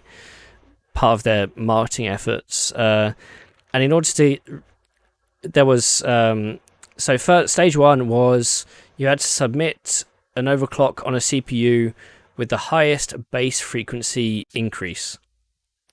Now, some of the best CPUs to do that on are Xeon E2160s. You can get a plus 100% base clock increase overclock on those really easily. I think I just did, I think I just did a basic AMD chip at the time, and I got like a 32%, and I just went, submit, fine. Just on air, just, not much. And that got me through into the semi-finals. I think it got me through to the semi-finals because so few people entered. So went to the semi-finals in Hemel Hempstead. The Asus UK PR team at the time were a bit wonky, but we got paired off at random. I was paired with a guy called Sona, who actually now works for Asus. We won our semi-final quite easily, I think, because at the time, as more of an extreme overclocker, I knew all the tweaks and stuff. And the final was at I-45, I think, the big LAN party that happens in the UK, and I came second in that because the coolers that they provided to us were Be Quiet Dark Rock Pro 2s, and for the CPUs we were using, they were absolutely terrible. So we one of our competitors got a chip that did plus 200 megahertz more than us, so they won. But yes, I do remember it. Fully Buffered. Hi Guido. If you don't subscribe to the Fully Buffered channel, please do. He does. Guido does content on really obscure hardware, and then does things like run Cinebench. But he also goes through the history of them. And if you're a history buff on computer chips, then please do go subscribe to his channel. He's got a woefully low number of subscribers, and he needs more exposure. So please do like and share his content. He asks, what kind of special obscure hardware would you like to find to do a video on? So in terms of obscure, I think right now in China there's the Phytium chips, which kind of do Windows emulation. Those would be kind of fun to test. The Elbrus CPUs in Russia, I've done a video on Elbrus CPUs. They're starting to come into their own now. It'd be interesting. And I don't know, on a more modern take, I think I'm so bad with Linux and non-x86 systems that I don't think I'd be able to do, say, like the RISC-V dev system justice. I know James Pryor's threatened to send an AnandTech one. I'm not entirely sure what we would do with it though. And I'm not sure I could think of something fun to do with it for the channel, aside from do an unboxing. So, but I know Guido has lots of fun ideas in the background. So, Ikjadoon asks, do you think EU-US antitrust will target computer hardware again like the 1990s, 2000s? I feel like software is taking over the priority. Maybe it'll change. Not sure. It depends how much because hardware is so diverse now between ARM and x86. Yeah, I think software is still the right thing to look at there. How much is so DNA Reader asks, how much is Intel's iGPU performance disappointing considering they match old Vega iGPU performance currently? Also, would you investigate AMD GPUs and ML perf? So I don't review GPUs at AnandTech. Ryan does that. So I would have to expend a portion of my CPU time to GPUs if I was going to do that for the channel. How much is Intel's iGPU performance disappointing? Excuse me again. I don't know. It's most of the times when I need integrated graphics, I just need it for video out, 2D video out. In many circumstances, all I need is a baseband management controller, an IPMI system for when I need integrated graphics. So even if a GPU had, 2 execution units or 2 SPs, that's usually fine for me because that's, if I do gaming, it's going to be very basic Flash style gaming on it. So I wonder exactly where the future of APUs is going to be in that circumstance, because of the silicon shortage as well, and typically APUs are low end. I mean, in the recent AMD APU launch video, I said, well, what if there was a 24 compute unit chiplet based CPU from AMD, and it's you have to wonder how many people would go for that rather than the pure CPU, given that everybody wants $500 plus GPUs these days. So, Liam in Wales says, when the EU fabs, I hope you'll cover them. Love to see content rolled out.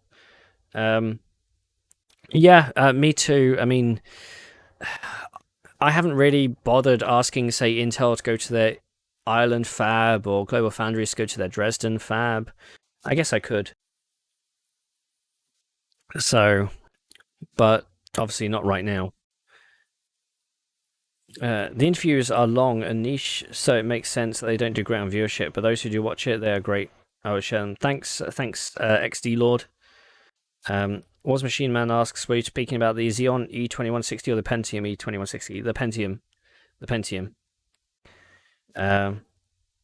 Thanks, Ascaris. Great to have you all watch my content. Live streams are so hard. I don't want to go to the kitchen and grab a snack. So I have a fun way when I'm in a briefing, especially if I know it's going to be a long briefing, or if I'm at a trade show and it's virtual. What I'll do is I'll have, especially if it's like Teams and stuff, is I'll be logged in on my main PC, right in front of me, but then I'll also be logged in on my smartphone.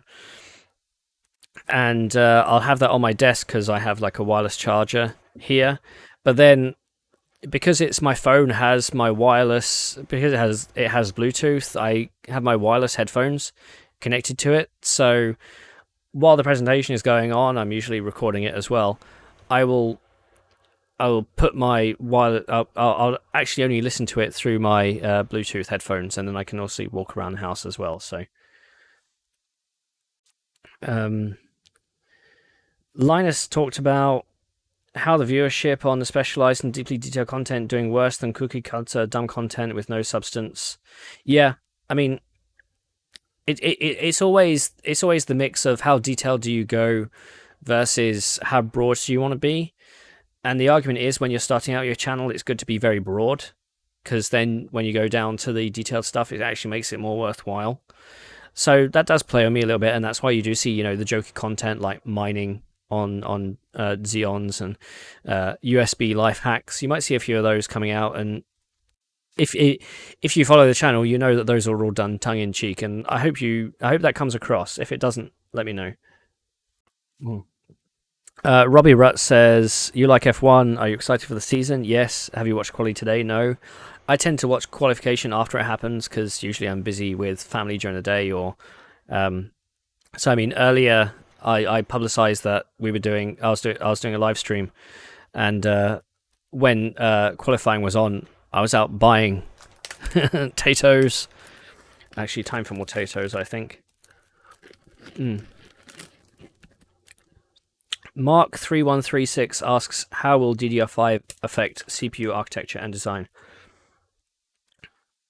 It won't. I mean, as in, you have to build a new memory controller for it, and some of those memory controllers will also support DDR4, but it won't affect it as much as anybody else. Adam clarifies, people do not want $500 GPUs. No, but they're willing to pay $500 for them.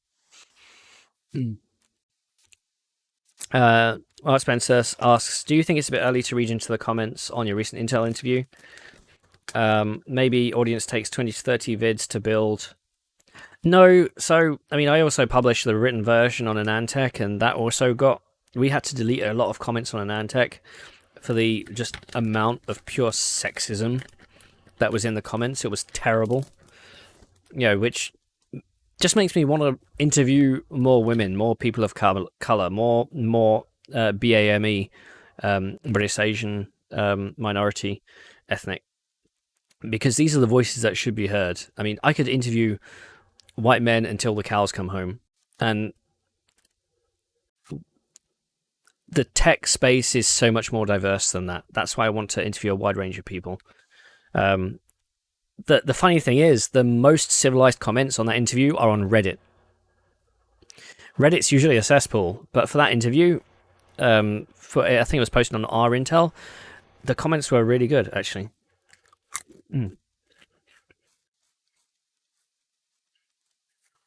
Um, do what Sterling does for breaks on stream, but play old Apple and Intel ads instead of toys. Do you mean Jim Sterling, or is that Ryan Sterling? Play old Apple and Intel ads. I bet you those are still under copyright.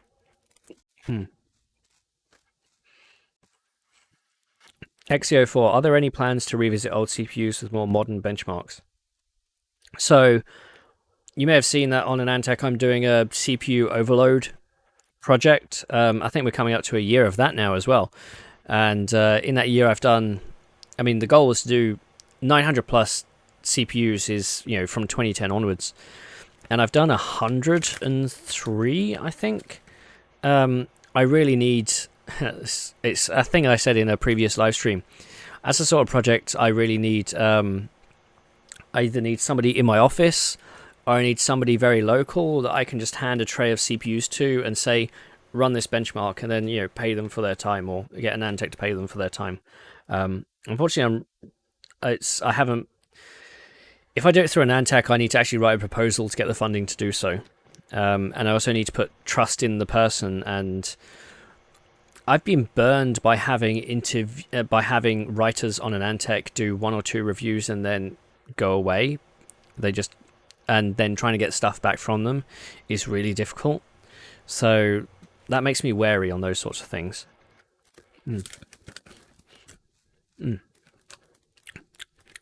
These potatoes are good. So with craft computing, with Jeff, whenever he does a stream, he can go through 2 drinks. In a stream, I'm having, because I don't want to talk while I'm eating, I can't get through 1 packet of crisps. I did have a 3rd packet in case I needed it. And these aren't technically crisps. But these are called Karma Bites. I got them at the local Planet Organic, which is an organic chain here in London, kind of like a Whole Foods, but not. And these are popped lotus seeds, wasabi flavour. These are really nice. And I can never finish a whole bag at once. Not because it's wasabi, just because they're just puffed and really nice. They are a little bit expensive. This is like £1.25, so like $1.50 for a packet of crisps and stuff. But they're really nice, and it's different from having a fried snack. So, Jerry Watson says, "Did you watch the Extreme E race?" So, aside from F1, there's also a now formula for kind of off-roady type cars, but electric powered, called Extreme E. No, I haven't watched it, and I probably need to go back and see if I can find a stream or download it. Dominico says, I don't remember seeing as many hybrid DDR3, DDR4 controllers this time as we did DDR2, DDR3. So technically Skylake desktop CPUs are all DDR3 and DDR4. I have a motherboard over there. Excuse me. Oh, it's whenever I eat. You could argue, well, technically it's DDR3L, not DDR3, but that's neither here nor there. But all of Skylake was DDR3 plus DDR4. And Suno, I know your comment is hidden because there's a swear word in it, but I agree. There was a lot of sexist stuff in those comments. Mateus asks, how different is it to make drivers for ARM x86 or RISC-V? Probably no different from each other, really. I mean, they're all kind of written at a high-level language and then optimized further down anyway. Yes, it's unfortunate we cannot interview Grace Hopper. With, with some of those big names in the industry, I bet you there's a million people like me saying, "Can I interview them?" Sorry, my camera hasn't refocused. It's focusing on.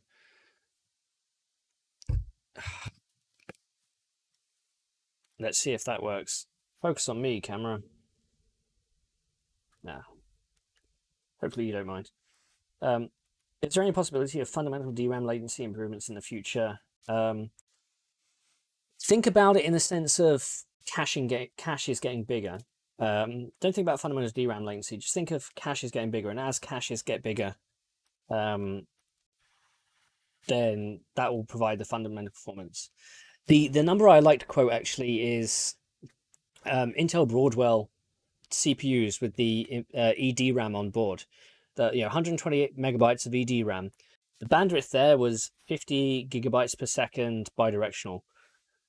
Memory, modern memory, DDR4 3200 now does 51.2 gigabytes per second. So on bandwidth terms, it's we've gone past that level of EDRAM. So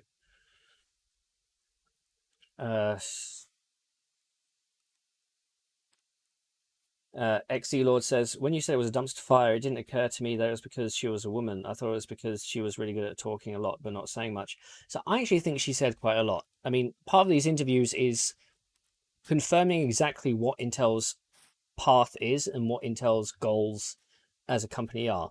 For the financial analysts that need to know the future of Intel, you need to know how a company is thinking internally, even at a holistic high level. So talking about being more solutions focused, talking about the future of Optane, talking about the future of tiles and how this disaggregated infrastructure is the future, is important for a lot of people, because then that decides where they want to make their investments.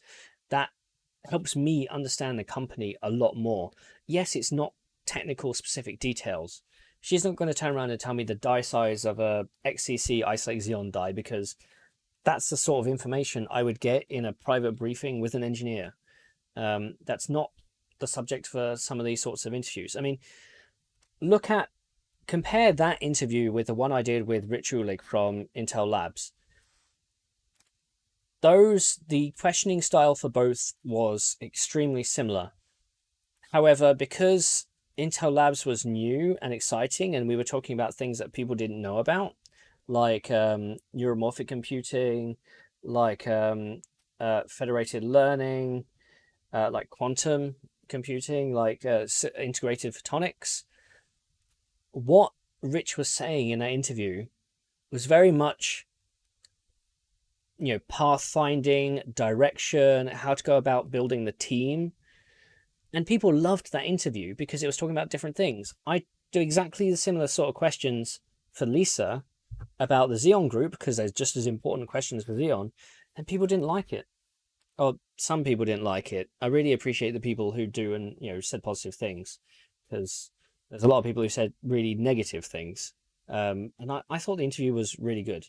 So Lisa's a great laugh to be around. She really does know her stuff for her position. She's gone ahead and taken time to know a lot of the technical detail about how all these things measure up, and she has to deal with where is production of Optane coming from, and how are we going to split up these the Xeon SKU stack, and what are we going to optimize for, and what she's in charge of all that. She is in charge of the teams as well who deal with that, so she's in all of the meetings. She has to be. And there's a wide array of people underneath her that also manage dealing with cloud infrastructure, dealing with cloud customers, dealing with next generation production, dealing with architecture, dealing with sales, dealing with marketing. There's a whole raft of people that she not only does she work for, but she's kind of the centralized voice that deals with all of it. And the point of that interview was to get a hold of the whole concept of Intel Xeon as the scope changes towards data centric and moves forward. And I think a lot of people miss that. So Lotus root is really good. I'm surprised that the seeds are delicious. So the seeds are popped, whatever that means. Popped seeds. Yeah, Yeah, my camera went out of focus. I'm still. Am I back to normal now? I'm still learning how to use the G85. So, CPU rendered crisis on Isolate Xeons from Mark. I've done a test, but so we're limited. Well, that test is limited to what did I say? 23 cores or 32 threads. So it has a number.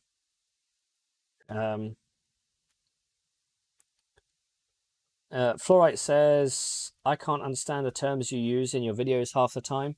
If that's the case, please let me know, because my goal of these videos is to try and cover a wide range of people. So if you don't understand a term or something, then please leave a comment down below, or if there's like a number of comments number of terms you don't understand, email me, and that will get me a sense of where I need to pitch the complexity, at least, you know, building into the more complex subjects. This is very much a learning experience for me as well.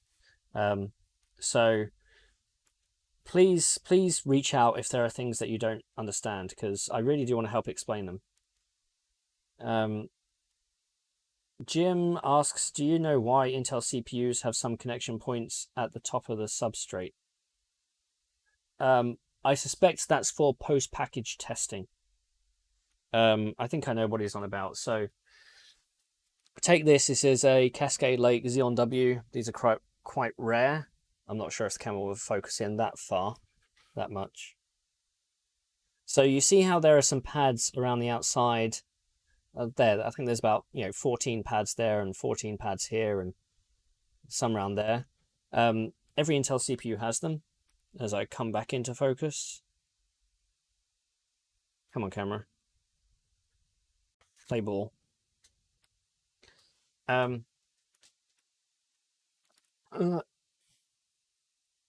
that help? Okay. Yeah, it's I think those pads are for, so packaging has its own yield.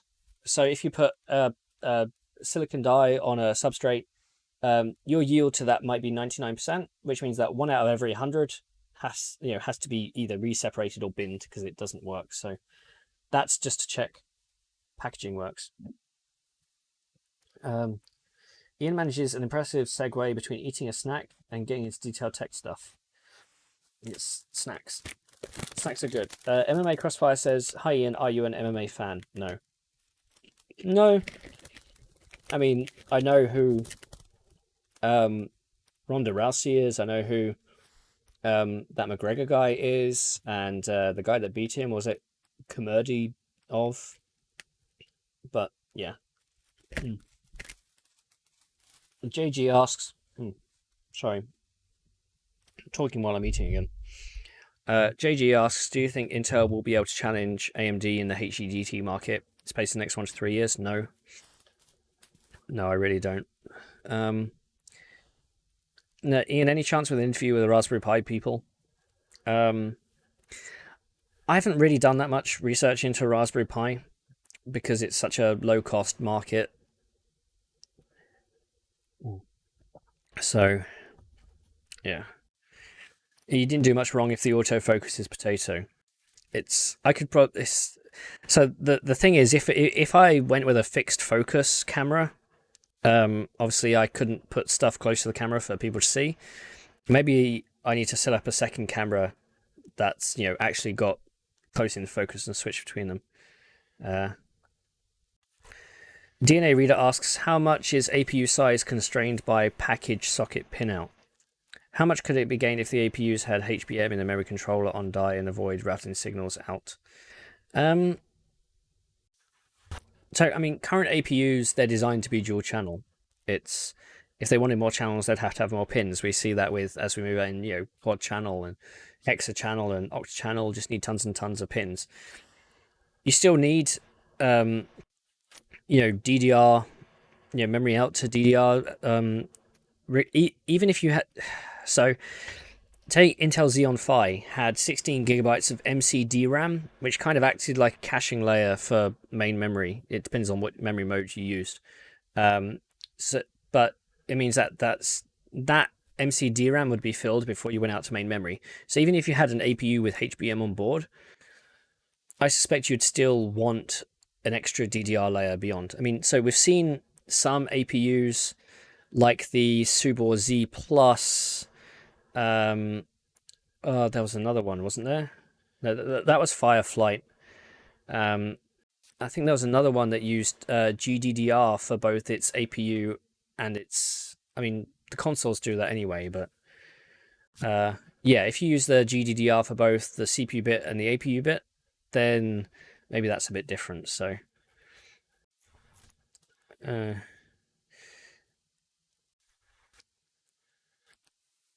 I do need to thank Kelly Hughes. Kelly, you didn't have to. Again, I really hope you have YouTube Premium. It really does help everyone. But thank you so much for your $100 super chat. It's insane. I hope you have a good PC. Don't waste your GPU money on me. Uh, it's sorry, my chat keeps going up and down. Let's see if I can focus where I was. So, Brian says I was expecting a bunch of old white guys as the head of departments. Most companies do. It's frustrating when you see a company that looks like it's going, looks like it's got a really good product and feels like it's got a really good team on it, and you go to the website and look at all the senior positions, and they're all Silicon Valley white men, and the sole female executive is in HR or just in sales. There's so many bright and talented engineers out there. Unfortunately, it's a systemic problem. Yohan R.exe asks, what are your opinions on processing in memory? So back at Hot Chips 2 years ago, I did an article on AnandTech. You can read it about UpMem doing some sort of processing in memory adaptation. The problem there is for an 8 gigabyte stick, they were pulling about 20 watts per DIMM, because obviously if you do processing in memory, the argument is that you're taking, say those add and multiply instructions, you're taking them out of the CPU and you're putting them into memory. So that means some of the power budget goes into the memory. And that was a problem I saw on that. Recently, Samsung has announced they're doing similar sort of thing with HBM, HBM2. And I was in a briefing with the head of the division in Samsung who actually created that memory. I haven't done that content. If I have time, I want to cycle back and actually get a full interview out of him in Korea, because that's a really exciting project, and he says it requires no additional memory. The problem with this sort of thing is you need to have, because of the way the compute works, you need to have around 24 threads to keep that compute in memory active all the time. You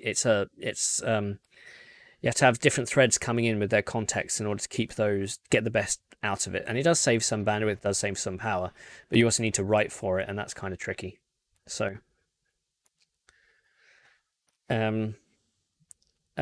thank you for people saying about the Lisa interview. Daniel says don't dumb it down too much. Maybe it's the I'll have to do 2 videos. The I can't use the idiot's guide because that's trademarked, but the potato guide and the premium waffle guide, maybe. Somebody is spamming. Let's get those out. Sorry, I don't have any mods on the channel yet. So Hitsbit says he has G85. Sorry, they do. Recommend buying a Sony ZV-1. It's pretty cheap. Okay, so cheap for me in camera space means £500-600, not £1,000. So it's something that will have to be, I will find my way as I go, I think, as the channel grows. So XD Lord says, would it be worth making a follow-up video for these interviews summarizing what you learned from them? So when I first interviewed Jim, I did that.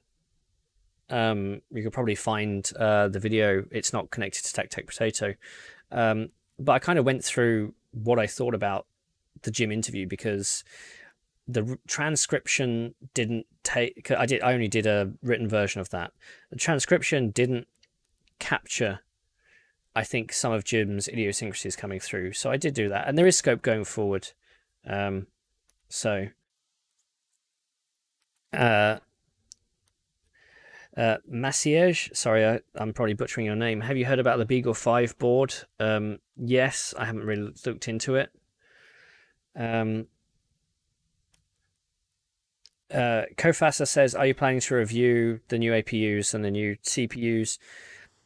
The problem is getting them. So with the 4000 APUs, AMD never sampled them, so we had to buy them. The 5000 APUs, they will sample them, but only when they come to retail. So if we want to do that before they come to retail, we're going to have to go out and see if we can buy them on the grey market. And so it will depend on whether, whether our publishers at AnandTech decide to, decide to put the money forward to buy them and how much it would cost. The non-X CPUs are going to be difficult because they are OEM only and won't ever be coming to retail. And they'll probably be a lot more expensive as well. So, do you think ECC memory will be more mainstream for general consumer in the future? No, Christian. I don't think it'll be more mainstream in the future because ECC means that you have to put more memory on the DIMM. And the costs of that, especially because consumers are more cost constrained, I think will be too much. Yeah, so sorry about all the spam. I'm slowly coming down. I think I'm a few minutes behind on the chat.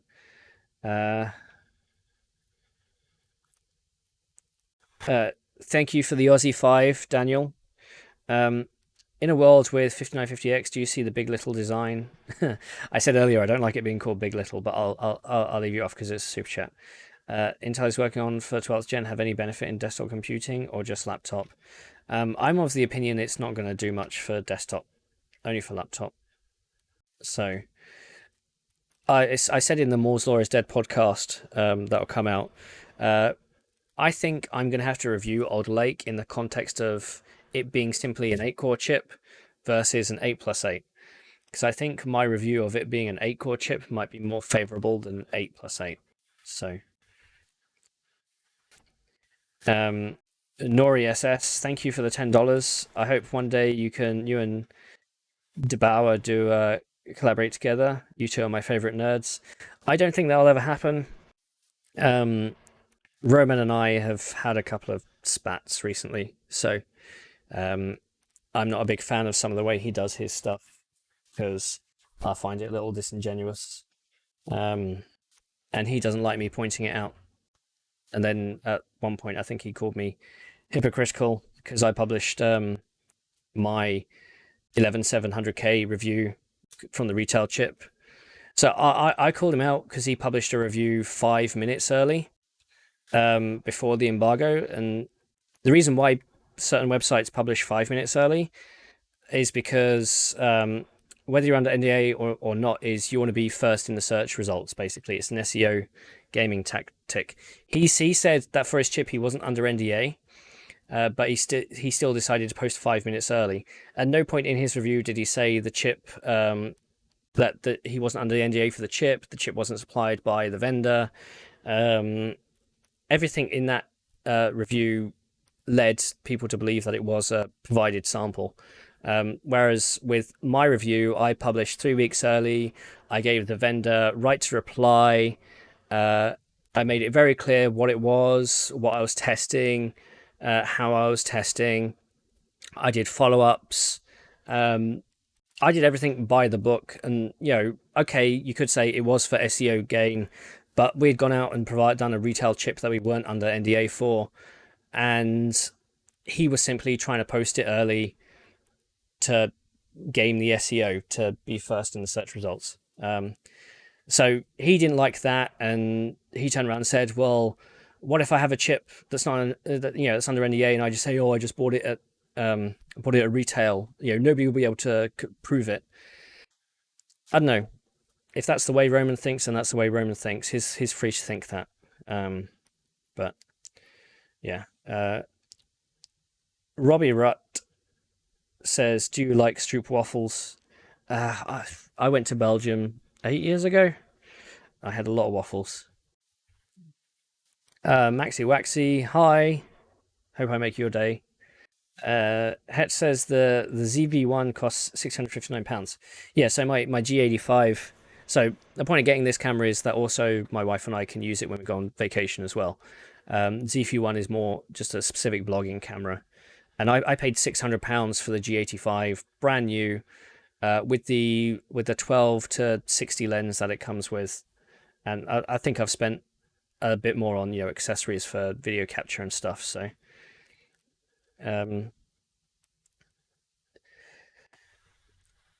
Rodpad asks, "Hi Ian, do you have any predictions for consumer quantum computing?" No. Come back in 20 years.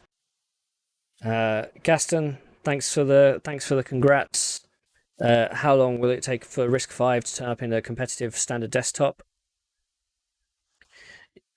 10 plus years, I think. Perhaps a bit more. The issue with RISC-V is, for a standard desktop, it needs performance and software, and you could say Linux. And yeah, we'll probably get a RISC-V Linux laptop soon. I mean, so the RISC-V have their dev platform with I can't remember whether it's 8 gig of memory or 16 gig of memory. It's soldered down onto the board, but that's a $660 motherboard, but it's designed to be a dev system, and that's going to be kind of like a launch point for that sort of thing as well.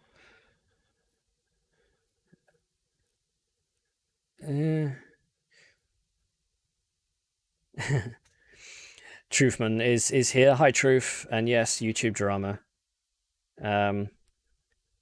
Mateus asks, is it very hard to make chiplet with graphics? Yes, because you're changing the paradigm. Graphics paradigm is based on low latency memory accesses. I think the best way to do a chiplet paradigm is if you have direct HBM access so each chiplet has direct access to HBM.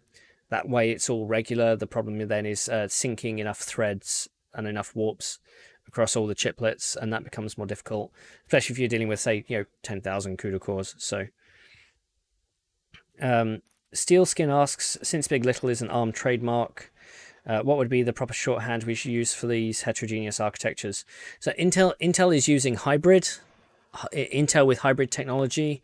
I just call them heterogeneous. There's probably room for a better marketing name there. So we'll see. You should make nice with Roman and overclock some stuff on liquid helium. I'm one of the scientists who doesn't like using helium because I think it should be saved for MRIs and stuff. Plus, also, I know that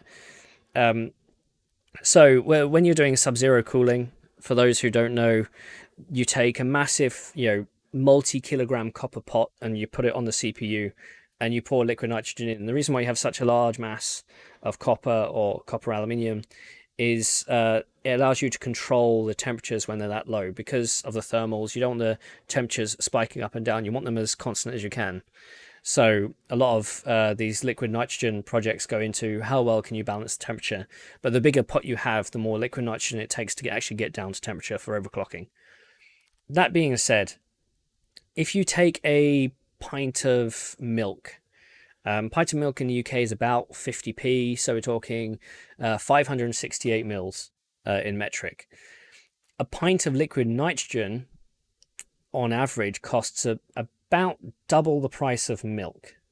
So it's just over £1 a pint. Yeah, that's right. It's about £1. If you're a big liquid nitrogen user, then you can get it for a lot cheaper than that. If you're only doing 25 liters a month, then you might be paying up to 5 times that. Liquid helium is 10 to 20x times the cost of that. So, but also you have to say, if it takes 5 liters of liquid nitrogen to cool down your pot, you still need 5 liters of liquid helium, or you may need more because it evaporates quickly. Plus, you're paying 10 to 20x the cost of helium. But also, if you have a helium tank, typically you have to use the whole tank before you can give it back. So you rent the tank, and then the pipe to transfer the liquid helium from the tank, from the dewar, to the pot is itself costs $5,000, and those are single use. So you use liquid helium. It is a minimum 20 grand investment to do a liquid helium overclocking project. That's why you only ever see liquid helium overclocking, usually done once a generation, usually by ASUS. So yeah, I could do videos about extreme overclocking, but more in the way that A, this is how it works, and B, how I'm jaded and would probably never do it again. So and yes, people waste helium on XOC. Anthony says, please don't lean into identity politics. Tech journalism is full of it already. Focus on good products and technology. I want to focus on good people, because it's the people that make the technology that we love. And the interviews is talking about the people as well, lifting the cover back on these companies to see who works there, all the different thoughts, ideas, and passions that go into these companies. Millions of other channels do products. When I do interviews, I want to talk about people. So that's why I'm interviewing people. Yeah. So if you want to read about helium and helium conservation, Tom Scott has a good video on helium reserves and what the US is doing, because the US has a helium reserve that kind of got mostly sold off, or was in the process of being sold off, and things have changed. So it's not as dire as the situation once was. But yeah. It's I do realize I'm coming at 2 hours 10 minutes already. Thank you all for staying. I'll take a few more questions, because I think my coffee is finished, and I may need to get some dinner too. So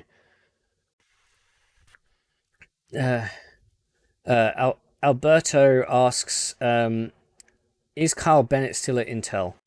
No, he had a family issue and had to leave Intel. He was only there for 3 to 6 months, I think.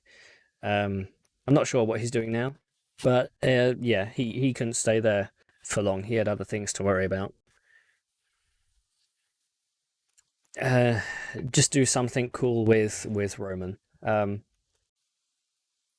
If we get to the point where we're nice to each other, then maybe. That requires two to tango. And yeah, ban party balloons. Yes, I approve.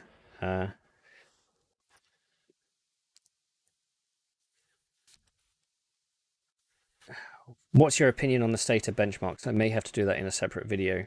And I'm sure I can call on you, Truth, to provide some input on that anyway.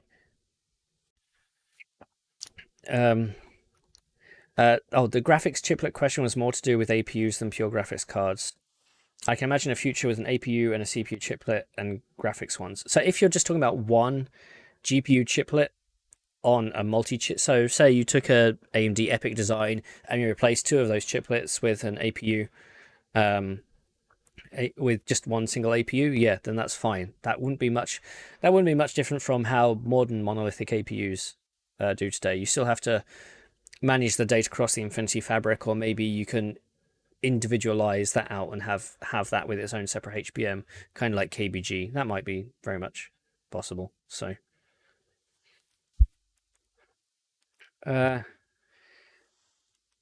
what is math? 2 + 2 = 4. Quick maths. Who sings that? I forget. Dinner at 6 p.m. What an Englishman. So, actually, we actually had our roof boarded up a couple of days ago, and my plan today was also to do some of that to clean it out. So, how many cores in a big Apple M1? More than a few. Stefan asks, are you involved in the console wars? If so, can a PS5 be faster than the Xbox? I'm not too fussed about the console wars, to be honest. I spent many years playing consoles while having a PC. I don't anymore because I don't have time to play games. Paul says, what do you know about Nuvia? more than I'm allowed to talk about, I guess. Nori, thanks for the $5. This is brought to you by Level 1 Tech Store, home of the best KVMs. Yeah, it's Wendell has some very nice KVMs. I need to buy one at some point. Whenever he gets them in stock. And yeah, collaborations with Wendell. I mean, Wendell and I have done a few streams over time. I think we do roughly about one a quarter, especially around big launches. So it's always good fun to talk to Wendell. I mean, he's always given me an open offer to go visit him, where he is. I think it's in Kentucky. So when I'm in the US, not only do I need to go visit Wendell, I need to go visit the Tech Deals team. I also need to visit Global Foundries. I've got open offers from Ampere and Cerebrus in the Bay Area. Lots of people to go see that I haven't seen in ages. I think I could spend 3 weeks to a month. I don't think my family would like that.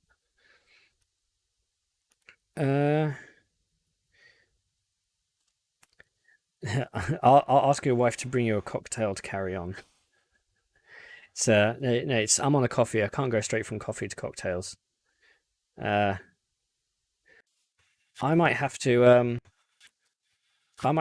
leave it there because it's getting quite late and my voice is going a little bit. So, uh, uh, Wendell, don't send me a KVM. I still have your repeaters and I still haven't properly tested them yet. If I want one, I'll buy one. How about that? And do I know Gary Sims from Gary Explains? Yes, I've known Gary for a while. We always bump into each other at events. He lives in Romania, and I speak a little Romanian, very little, but that's only because my wife is Romanian. So, big thumbs up to all the Romanians in the chat. But yeah, no, thank you all. Many thanks to Kelly, many thanks to Wendell Tron with the super chats. You've all been amazing. It's been such a super fun year doing this channel. And I only ever want to do bigger and better things. I really hope we get out and about and I can do some more on location shots.